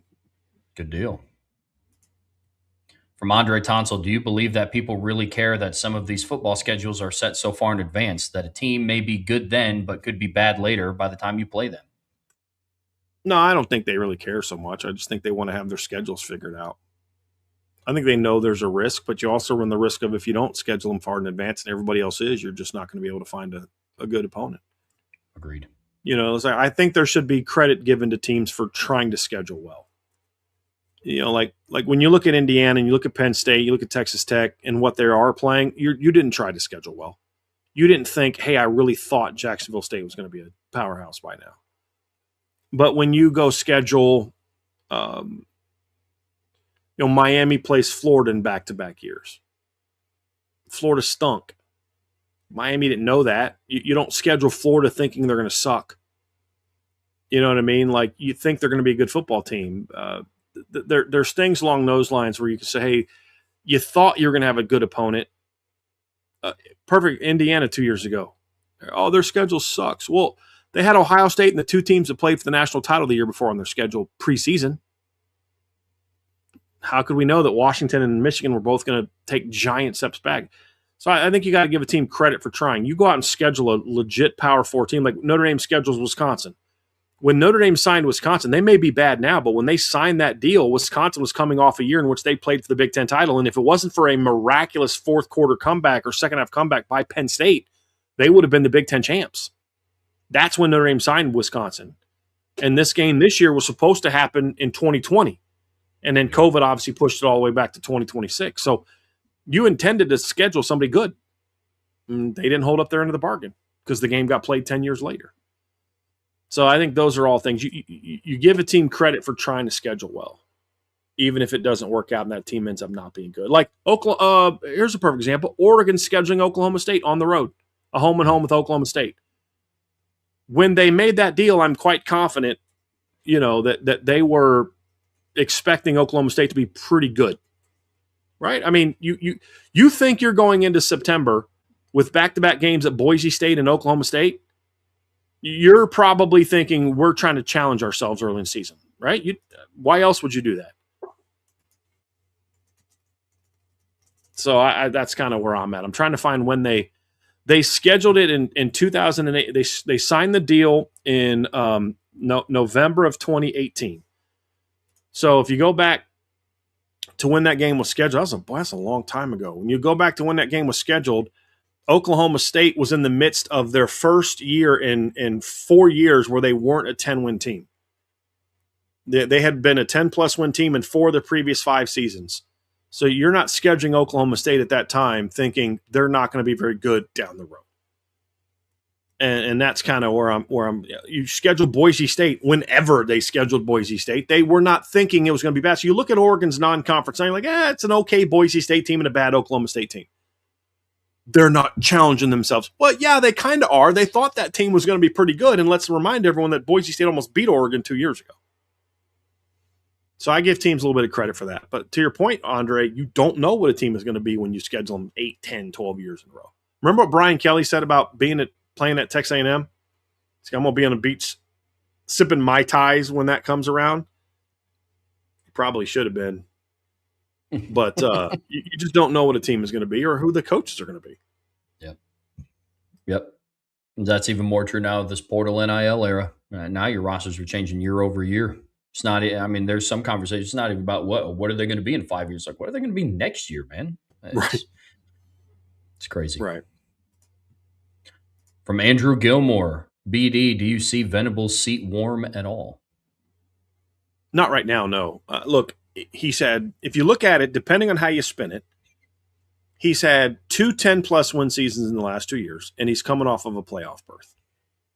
They're investing a lot of money in that program. Jim Nagy, Lake Dawson are really doing a lot to build that up from a recruiting operation. They're hot on the 27-28 recruiting trail. And they're looking to capitalize on the playoff run they had last year. So right now, is his seat hot? No. If you take a big step back and you keep doing the 10-3, 6-6, 10-3, 6-6, then yeah, you're going to be in trouble. If this year they fall to 8-4, then maybe his seat starts to get warm a little bit. But right now, I think it's off. It may be like there's a little bit of heat left as it's still cooling from after the 2024 season. Yeah. But I think the heat, the burner's been turned off, bruh. But I don't think they're going to hesitate at all to turn that sucker back in. You don't spend them. Look, all these coaches that want all this money and they're spending all this money in it, that's fine. But it comes with a severe lack of patience. We're not going to spend $30+ million a year on your football roster and not get results.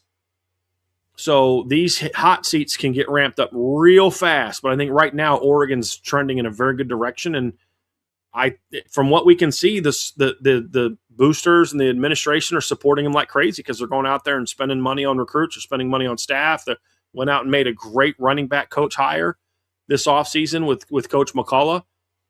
So, no, it's not warm now, Andrew, but it could get warm real quick if they're not.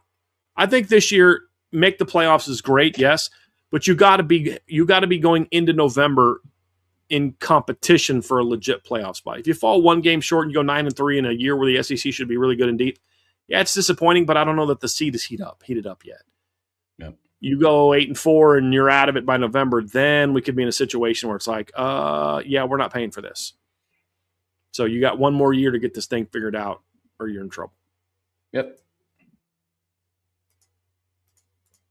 Got a question about the Hoosiers from Carlos Garza. Do you think Indiana can keep up their success without consistently being in the top 10 in high school recruiting? Yes. In today's era, yes. Because look, we're already seeing that they're upping their high school recruiting. They're not ignoring it. They just got a commitment from a 5-star receiver in Monson Sales. They got a really good 4-star linebacker in Jalathan Mayfield. So like they're trying to recruit better at the high school level.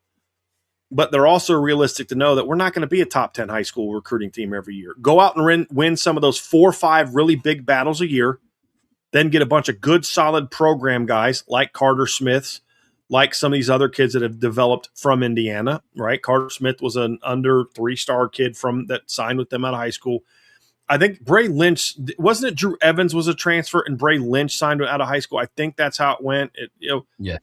That's another one. Get those kind of guys out of high school and then buy the occasional Munchin sales, buy the occasional, really good young quarterback, and then build through the portal. I think that's going to be the recipe there. I think you got to know who you are.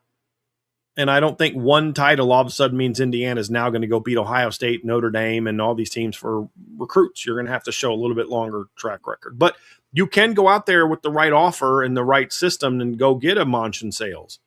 You're just not going to do that and then get 9 more kids like them, like Notre Dame's doing, like Oklahoma's doing, like A&M's doing, teams like that are doing. You got to be smart and realistic, and I think Indiana has a very good idea of who they are. But you will see them, if they can keep winning, you'll see them a little bit more when it comes to high school recruiting every year. That's what I think.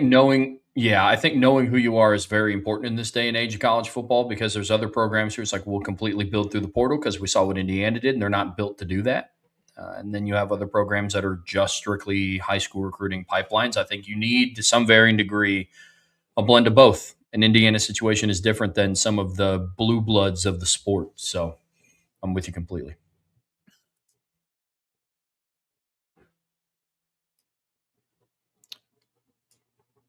Did I freeze up again? Okay, I'm back. Okay. From Jay Melvin. Brian, are the teams in the top 3 of the offensive team list all in the top 5 on the defensive team list? Well, Jay Melvin, we're not going to give that away to you, man. You got to wait till next week. Some are. Maybe. At least 2 of them are. We haven't put our top 10 list fully together, but at least 2 of them will be in the top 5. Third, maybe. We just got to work through some other teams. But yes, I will say this. They will all 3 be in the top 10. Yep. I can't say definitively be in the top 5 because we haven't put our full list together. But I'm confident that 2 of them will be. Agreed. So you're going to have to tune in next Wednesday if you want to know who. At 12 p.m. From Jay Melvin. Brian, did Notre Dame try to pursue Cam Coleman in the portal, or was he not a culture fit at Notre Dame? It feels like with his talent, the need at receiver, and bringing back Carr, you don't pass on that player. Well, it's not that they pass on him. Is Cam Coleman want to go to Notre Dame? I mean, you can't force a kid to come play for you. Notre Dame, I'm confident to say that Notre Dame did their due diligence to find out, but he was not going to come to Notre Dame. It just wasn't going to happen, no matter how much Notre Dame might have wanted him. And I think you guys know me well enough to know that I'm not just go out and buy a player. If you have to buy a player to come play for you, then that guy's not going to be a great culture fit. I don't know that Cam Coleman is or isn't a good culture fit. I'm just simply saying if the only way you're going to get him is to just give him more money, then he won't be a culture fit. Not because he's a bad kid, but because he just has no interest in your school other than you gave him a ton of money. And a kid could be a 4.0 student who's transferred from Harvard, and he may not be a culture fit if he doesn't want to go to a place like Notre Dame, but is only going because, you're paying him a lot of money. Sure. It's just not going to work out. So I'm confident saying that Notre Dame made it known that they'd be interested, and then realized very quickly that it's not going to happen. From Irish Dragon, if Indiana can't come back out of the series, would you rather see Notre Dame play Indiana more or Miami more? Similar series like Clemson. I'd be totally fine if Notre Dame wanted to sign Miami to the same deal they signed Clemson to. I would take that in a heartbeat. That's a legit rivalry from the past. I think it's going to be 2 of the best programs in the country over the next decade. Somebody in the chat earlier said, if Miami doesn't win it this year, it's not going to happen because this is their best team. I mean, this is the best team they've had in a long time, but they're trending in a good direction. They're going to keep reloading every year with high school recruiting. Mario is putting a lot into high school recruiting and then supplementing in the portal. Last year in 25, they needed to supplement a lot more. In 26, they had to supplement a lot more on offense. But if you look at how they're recruiting at the high school level, they don't want to have a lot of years where they go out there and get 3 kids in the portal at wide receiver. They're recruiting like a team that wants to build their own guys. They're recruiting on the defensive line like a program that wants to be able to reload with their own homegrown players. But if they have to go to the portal, they will go to the portal. And that's how the best teams are recruiting right now as far as like the blue blood programs. Some teams have to be more portal driven, but the consistently good programs, Indiana's the anomaly in college football right now of the teams that are consistently good, in my opinion, that are high school first and, and portal second. I think that's what they're doing if you want to be consistently good. And so I think Miami's doing that. Like they've had to go to the quarterback portal every year. But look what they just did. They got a really good 27 quarterback in Israel Abrams. They got keep forgetting that kid's name. CJ, the 29 quarterback that I think is going to jump up into the 28 class. Look, they want to go high school route, but they're also not going to stubbornly beat their head into the ground and say, well, we're just going to play this kid because he's a high school recruit. If he's not the guy, then we'll go to the portal and get someone that is the guy. If he could be the guy, but he's a year away, then we'll go get his 1 year rental until that kid's ready. So I would love to see Notre Dame and Miami schedule a rivalry, and then you don't have to worry about all this crybaby nonsense from, we may not play you because, there's nothing about Miami that makes me think that they don't want to play good teams. No. So, yeah, no. I'd love that. Agreed. I'd rather play Miami than USC right now. CJ Cypher. Who would you rather play the next 10 years? USC with Lincoln Riley or Miami? I'd rather play Miami because I know that we would have to play USC on their terms. They're not as good of a team. Beating them is not going to do as much for you. And you're not recruiting California right now very much. So other than the fact, it's a traditional rival, what benefit are you getting from playing USC? That's a good point. If you could replace them with a team like Miami, like that's my whole point. Because Miami will say, hey, we'll play you anytime, any place, anywhere. Because the ACC will work with us to make this happen. I would absolutely do that. Absolutely do that. From Jay Melvin, Brian, a lot of Notre Dame fans are worried about the receivers. Do you think anyone in the receiver room will be a dude, a first or second round draft pick, 800-plus yard receiver that's a true number one? I don't know that a lot of Notre Dame fans are worried about that. I just think the ones that are very vocal. Guys, Notre Dame made the college football playoffs in 2024 and made it to the championship game with a guy who their leading receiver having 40 catches 40-some catches for 500-some yards. They had the number 2 offense in college football last year where their leading receiver had 40-something catches for 600 yards. Like, I just don't believe that you have to have that elite number 1 guy. I'm not worried about the wide receiver core. There's nothing they could do after practice 5 that's going to make me worried about the receiving core. Going every day against the best secondary in the country. I'm just not. Look, we can look for things to be upset about. I'm in show me mode. But as I said before, you have guys that have been good football players. Give me that. There's those guys out there. So do they have the talent at receiver? Yeah. Now it's just got to figure it out. Put it all together. But I think they'll be fine there. I'm just not. I just don't have the angst. I'm not looking for things to be concerned about. We've talked about receiver is the biggest concern on offense. We've talked about that. But it's like concern for what? Winning a title? Well, yeah, that's okay. That's fair. But I just don't have that day-to-day angst that some people apparently have about the receiving core. I don't know where that comes from. I don't know how anyone could feel that after what we've seen in practice. And what I mean by what we've seen in practice, meaning we haven't seen anything. So what could you have seen that would make you concerned about this receiving core right now? Let's let it play out. If they're not making plays by the time we're coming out of the Purdue game, then you can be worried. Because there's nothing they're going to do to fix it right now as far as like finding someone else. This is what you got. Coach these kids up and go make some plays. But I watched a receiving core that had less talent than the one they have now play well in all 4 rounds of the playoffs 2 years ago. And guess what? They're back. The 2 best receivers they had in the playoffs from 2024 are back. Their leading receivers from the last 2 years are back. Somebody say, they don't have a great passing team. Well, they're not a great passing team, but their quarterback did rank 2nd in college football last year in yards per attempt and ranked in the top 5 in passer rating. So, there's some bad takes out there. Oh, I only threw for 250 yards, more than 250 yards twice. Number one, even if that were true, when you're coming out and you're not playing very many games in the fourth quarter, that's going to happen a little bit. It's also not true because CJ Carr threw for over 250 yards 4 times last year, for the record. But so we're going to say, oh, he didn't throw for over 250 yards against Navy, but he averaged 13.6 yards per attempt because the game was over by the second drive of the third quarter.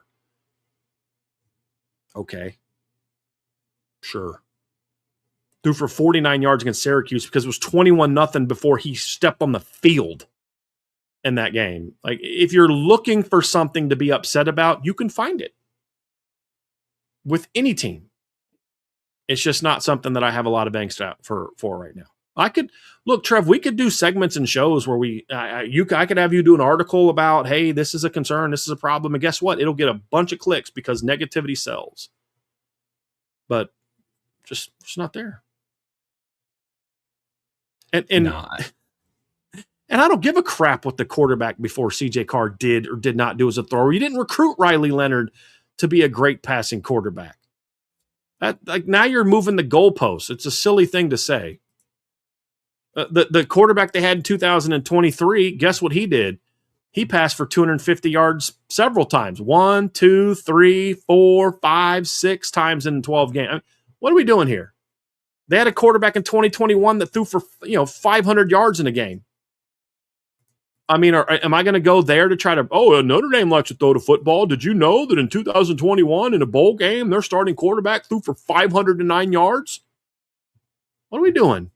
Come on. Be serious.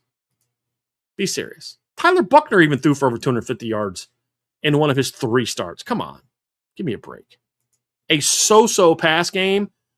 The fact that you're using yards to make your point tells me you aren't being serious. When you're talking about an offense that ranked in the top 5 in yards per attempt and passer rating, and you're going off of yards, that's a silly argument to make. And it's an argument you're going to lose. Okay. And peace out. All right, Trev, let's go to the next question from our guy, Archer. A fan of another team that actually is not talking out of his hind parts. Isn't that nice?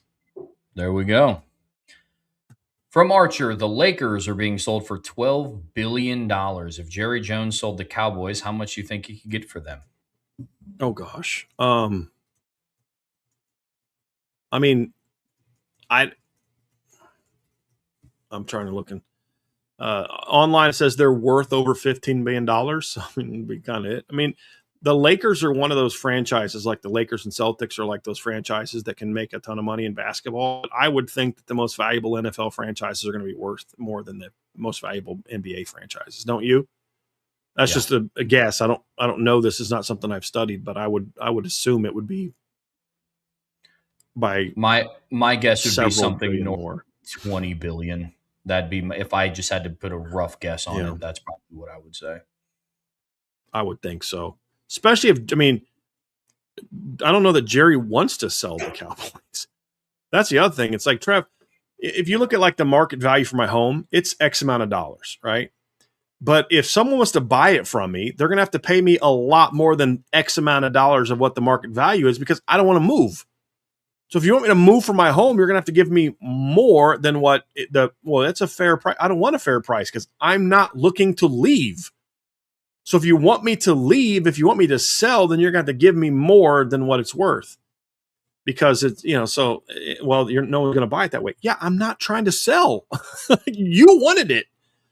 So I don't know if he is. He may be. I don't know. He's getting old, but I would assume he wants to hand it down to his son. But I have no clue if he's looking to sell. But if he was, he would do very well. Yeah, very, very well. He'd be just fine. I don't know that Jerry Jones is hurting for money though. He's doing okay. He's doing okay. Got a super chat from Drew Bain. Thank you, Drew. Appreciate the super chat, Drew. Fast forward, Teddy Gerard wins the number 2 job at some point and gets game reps. How tight of a competition is it for him and Champ Mons in 2027? Would it be Minchie versus CJ Carr style? Oh, I don't know that it would be that, because you're talking about a kid who's a true freshman and reclassified to be a true freshman in Champ Mons. So if Teddy's that good, I don't know how close that competition would be next year. It would just depend on, is Champ able to come in early? That's the unknown for me. I think there's an attempt to do that, but now you're talking about graduating high school a year and a half early. If you're now about Champ, he's physically ready to step into a college room now.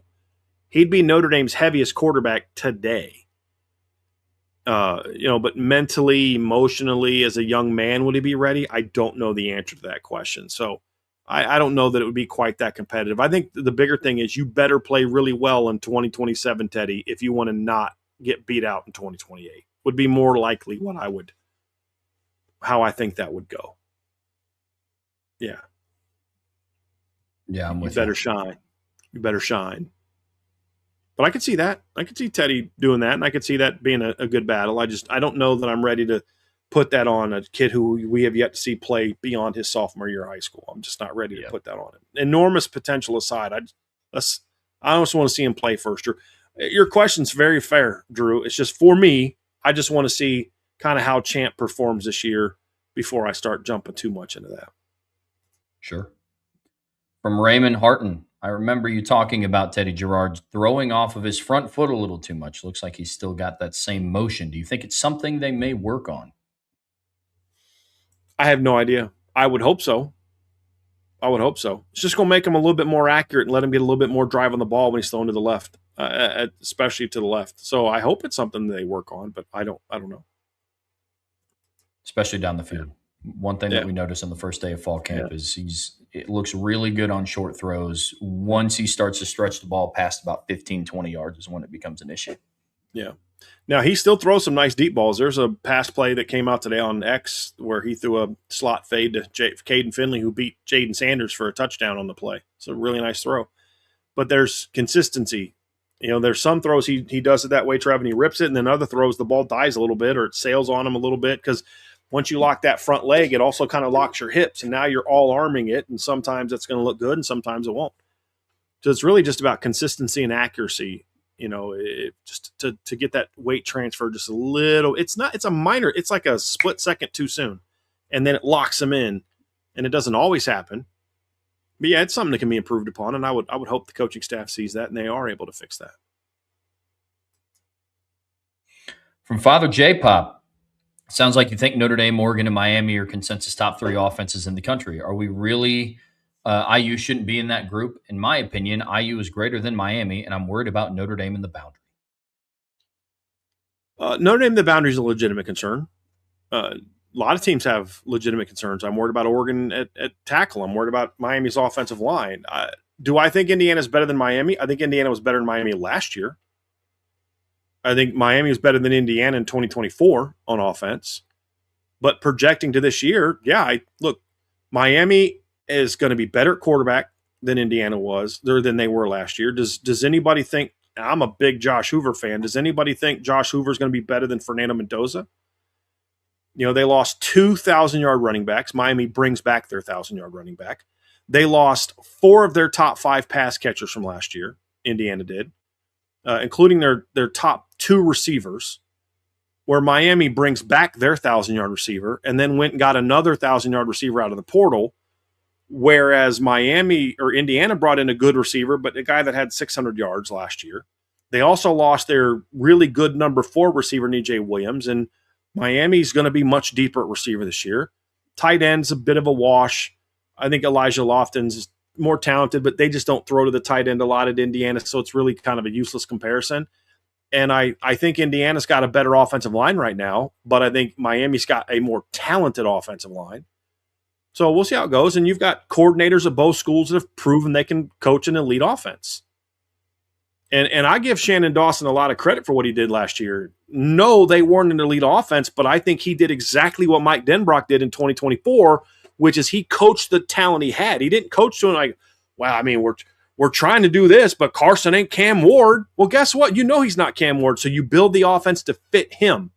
And I think Shannon Dawson did a great job of that last year. So I don't think scoring 30.9 points per game was some sort of like, oh my God, they were terrible. That's what they were kind of do. They had an elite defense. They weren't going to let Carson Beck make some of those bad turnovers that got them in trouble. And that's what he did in the 2 games they lost, and that's what he did a lot of at Georgia. And so I give him a lot of credit for that. But you look at Miami. Miami's going to be better than they were last year by a lot. And I don't know that you can say that about Indiana. I think Indiana is going to be very good, but I just think Miami's going to be better.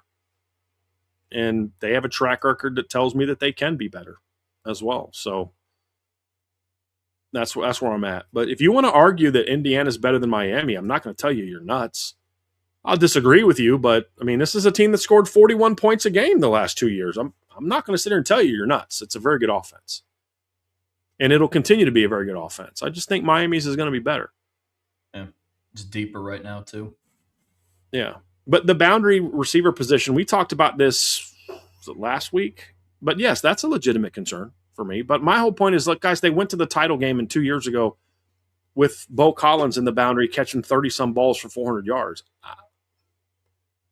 I'm just not as concerned about it. Like, they got enough weapons. Let's see who steps up and performs. And, but it hasn't been the driving force of the pass game the last 2 years. It's fair. So we'll see. From Jay Melvin, maybe it's just me, but I like Whittingham's response to hating Ohio State. Michigan the past 2 years has done nothing but run their mouths. It's nice to see a coach say we need to focus on our team. I mean, you should always focus on your team, but that doesn't mean you got to go this like weird love fest. Like, we don't hate them. And then you got these sports writers that never played a sport. You don't have to hate it. Yeah, if you feel that way and you're like kumbaya with Ohio State and Ohio State wants to rip your guts out, then guess what? You're gonna have a hard time in that rivalry. Very hard time in that rivalry. I wonder if that's deep down them knowing that like maybe they're going to get their butts kicked this year and they want to have. But I honestly think this is what this is really about. This is Kyle Whittingham trying to change the culture of the program. And let's fix this first. Let's worry about us first, and then we can worry about that rivalry down the road. But he's going to learn real quick that that's not going to fly for very long, especially if you get beat this year. Yeah. I think that there's new coaches and new athletic directors at certain spots, especially in the Big Ten. I'm looking at you, Michigan and Purdue, that kind of need to have a wherewithal for some of the things that they say about their rivals.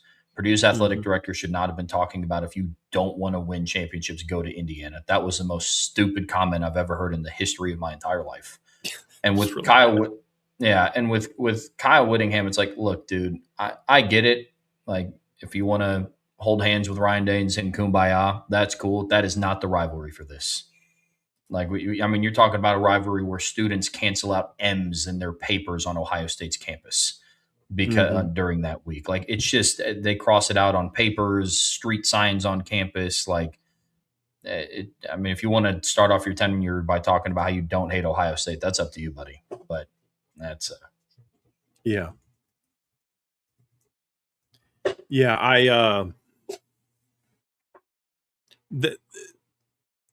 There's a right way to make the point you're making, but saying that isn't. You literally that coached in a rivalry the last 15 years. It's called the Holy War. Okay, like,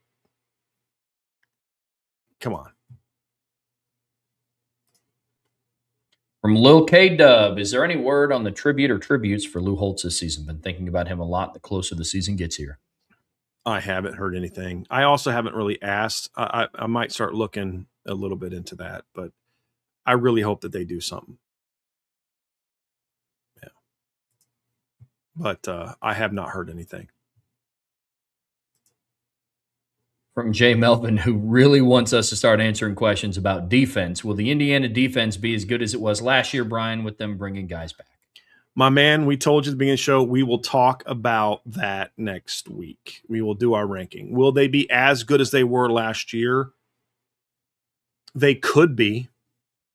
There's some questions they have to answer, like a lot of teams, but I think they have a shot to be close to being as good as they were last year, especially if they're able to get Kellen Wyatt and Stephen Daly back with this new stupid, judicial ruling out in Colorado. If they're able to get guys back, that helps them a ton. But they should still be good at linebacker. They should still be pretty good in the secondary. Will they be as good as last year there? Don't know. Could they be better up front? Maybe, especially if they can stay healthy D tackle. We like the ends they got, and if they can get Stephen Daly back, I don't know where he's going to be. I mean, he tore his ACL, I think, in the semifinal game or the Big Ten championship game, right? So even if he's granted access, he won't be healthy to start the season. He tore it like while celebrating or something. Yeah, it like was after the game. He didn't play in the playoffs, right? So, but yeah, they have a chance to be. They'll most likely be in our top 10 next week, but I don't know that they'll be quite as high as they were last year. And look, they were pretty good defense 2 years ago. Like I know they gave up a lot of points to Ohio State 2 years ago, but like the offense in Ohio State's offense, they had a punt return for a touchdown. Then they have like 2 turnovers where they recovered the ball inside the 15-yard line. Ohio State hasn't moved the ball on Indiana either the last 2 years. They had 322 yards of offense last year, 5.8 yards per play. They had a couple big plays down the field, but only scored 10 points. And then in 2024, they scored more points, 38 with help, but they only had 316 yards of offense. So like they haven't exactly lit the world on fire against Indiana because it's a really good defense. Notre Dame scored 27 points. They only had 394 yards of offense and 5.9 yards per play based off of a 98-yard touchdown run. In the last 2 years, Indiana has allowed one opponent to go for over 400 yards, and that team went for 401. Did you know what that team was, Trev? Think of all the teams they've played the last 2 years. What's the one opponent that has gone for over 400 yards against them? Maryland. That would have been my guess. So, and they've only had two teams go for over 6 yards a carry or a play on them, and that was Old Dominion and Miami. And Miami did that based off of the 70-something yard touchdown run from Mark Fletcher in that game. So they've been very stingy, and I expect them to be so. Will they be as quite that good? We'll see. We'll find out. From Irish Dragon, you've mentioned that Notre Dame brings in a lot of speakers to the team. We've seen Manti come speak to the team. What other former players and coaches would you want to see speak to them, past or present? I haven't really thought about it. I always like bringing back guys that were champions, guys that understand the history and success of Notre Dame. I think past players who've been successful in life, beyond football are great representatives. Tom Carter has had so much. He's been so successful in life beyond the football. His football career is a first-round draft pick. You think of Byron Spruill, who's been very successful. There's a lot of guys like that I would bring in. And it's not always just about finding guys that can motivate the team to go win football games. But again, this is a whole, you want to be a holistic program. We're trying to develop elite football players. We're also trying to develop young men who are going into the world and be great husbands and be great fathers and be great, do things for their community and just make their community better, whether it's as an employer, as an employee, as a member of the town council, whatever it may be. If you start a landscaping business, be the best in your community. I mean, whatever you're going to do, be successful in life as a man, as a husband, as a father, and whatever, business ventures you want to get into. And having a guy who was a great defensive lineman who's just going to talk to you about how great it was to be a defensive lineman is fine. But it's also about, hey, let's go be better than that, be beyond that, help people understand what Notre Dame represents. When you put that helmet on, it's not just about you and the 100 brothers you have in the locker room. It's also you represent all of us as well. We're with you, but there's also a standard of excellence that we expect from you. But that standard of excellence goes beyond the football field. Those are the things you want these young men to hear. And so anyone that can provide that, I'm good with. But I mean, I have my favorites. Have Brady Quinn come talk, Tony Rice come talk, Rocket Ismail come. I mean, those are my favorite guys. But there's a lot of former Notre Dame players that were not great football players that would be phenomenal speakers of the team because of look how much success they had. And here's the reality. More of the Notre Dame players will not be long-term professional elite football players. Most of them won't. And you need to make sure you're catering to those young men as well and preparing them to go be successful in life, not just the football players. And let's say, Breontae Johnson, Adon Schuler, Leonard Moore all spend over 10 years in the NFL. Guess what, folks? Their careers are over when they're in their 30s. Are you also preparing them to go be successful in life after football, like Todd Light was, like Tom Carter was, like Pat Terrell was. You want to make sure you're doing that as well. And then there's the top 100 recruits that were elite. Here's a guy, Brandon Wimbush. Hey, guys, I was a top 100 recruit. I did this, I did that. I started at Notre Dame, and my career didn't go the way that I wanted it to. And you know what? Because of the way my mama raised me, shout out to Heather. I love that lady. She's such an awesome mom, worked her tail off to help raise Brandon and his family. But look what I'm doing, though. Me not having success on the football field did not stop me from having success in life. And you want to follow those examples as well. And there's a boatload of former players that can give you wonderful guidance in that regard. I think Jeremiah Owusu-Koramoah would be a great person to bring in to speak to the program, because it's not like the football aspect of his life didn't work out for him. He was one of the best linebackers in the NFL, and then he got hurt. And there's a question on if he's ever going to be able to play again. So what's he doing? He's going back to school, and he's going to Harvard, getting his master's in something in public policy or something. I mean, I think he'd be a great person to bring back too. But I'm with you, just somebody that holds up and lives up to the standard. I mean, Alan Page, great Notre Dame player, won a championship, was part of the Purple People Eaters in the NFL, one of the best D linemen ever, and he becomes a Supreme Court justice in the state of Minnesota. Justin Tuck, Notre Dame all-time single-season sack leader, official sack leader, goes to the NFL, I think second, third-round draft pick, has a long career at the Giants, and now what's he doing? He's going to Wharton Business School. He's working at Fortune 500 companies, right? That's what Notre Dame says they're about. In order to do that, it's not just about bringing the former star players back. It's also bringing back the players that, look, the fourth-string wide receiver is not going to be able to relate to Rocket Ismail. Talking about the great options he had, or Tim Brown. They're going to be able to relate to Joey Getherall, who went out and became a police officer and is serving his community in that regard, and the different things he stands for. You got to make sure you're doing both. And that's why I say sometimes it's not the star player that can have that impact. Again, that's what, being smart. And I think it's Hunter Bivin who puts a lot of this stuff up as well, who gets a lot of those, speaking of former alums. But I love how many former alums are coming back and working at Notre Dame. Tom Carter, we saw Jay Hayes, he works for Notre Dame now. I believe Armando Allen now works in Notre Dame. George West has worked in Notre Dame in the past. There's just been so many former players that come back and work in Notre Dame and are successful. And they're not just getting handed jobs because they played there. They're qualified to be very good at those jobs. I think that's awesome. And I think those are things you can certainly bring those guys in. But there's so many great examples of that from Notre Dame's history. And you got to weigh who's giving a football talk and who's giving a life talk. Sure. And I love that stuff. And it's one of the things that we do believe makes Notre Dame different. From Drew Bain, what games are you guys going to be at this year? Any road game plans? Wisconsin? Yeah, so I will be at all the road games with the exception of Syracuse is the plan as of right now. And, of course, all the home games. I don't have anything planned as far as get-togethers. Those are a little harder to do for in-season games, but we'll probably do something before one of the bowl games, postseason games, one of the playoff games. So we'll probably plan something for that if Notre Dame makes the playoff. But, yeah, regular season, it's a work weekend, and it's a little harder to kind of plan that stuff on the road. But I'll be there, so I'll be around. So come find me, So, but yeah, I'll be at I've already bought tickets. I'm already bought my flights for every game except Syracuse because I think I'm going to have Vince cover that game. So thank you for asking. Trev will not be in any road games this year because he is going to be a dad here soon, and that's going to keep all his time. He's like, I'll help you out next year. Oh yeah, sure. Sure. Yeah, man. Next year, I'm your guy. Yeah. Yeah, so that's that.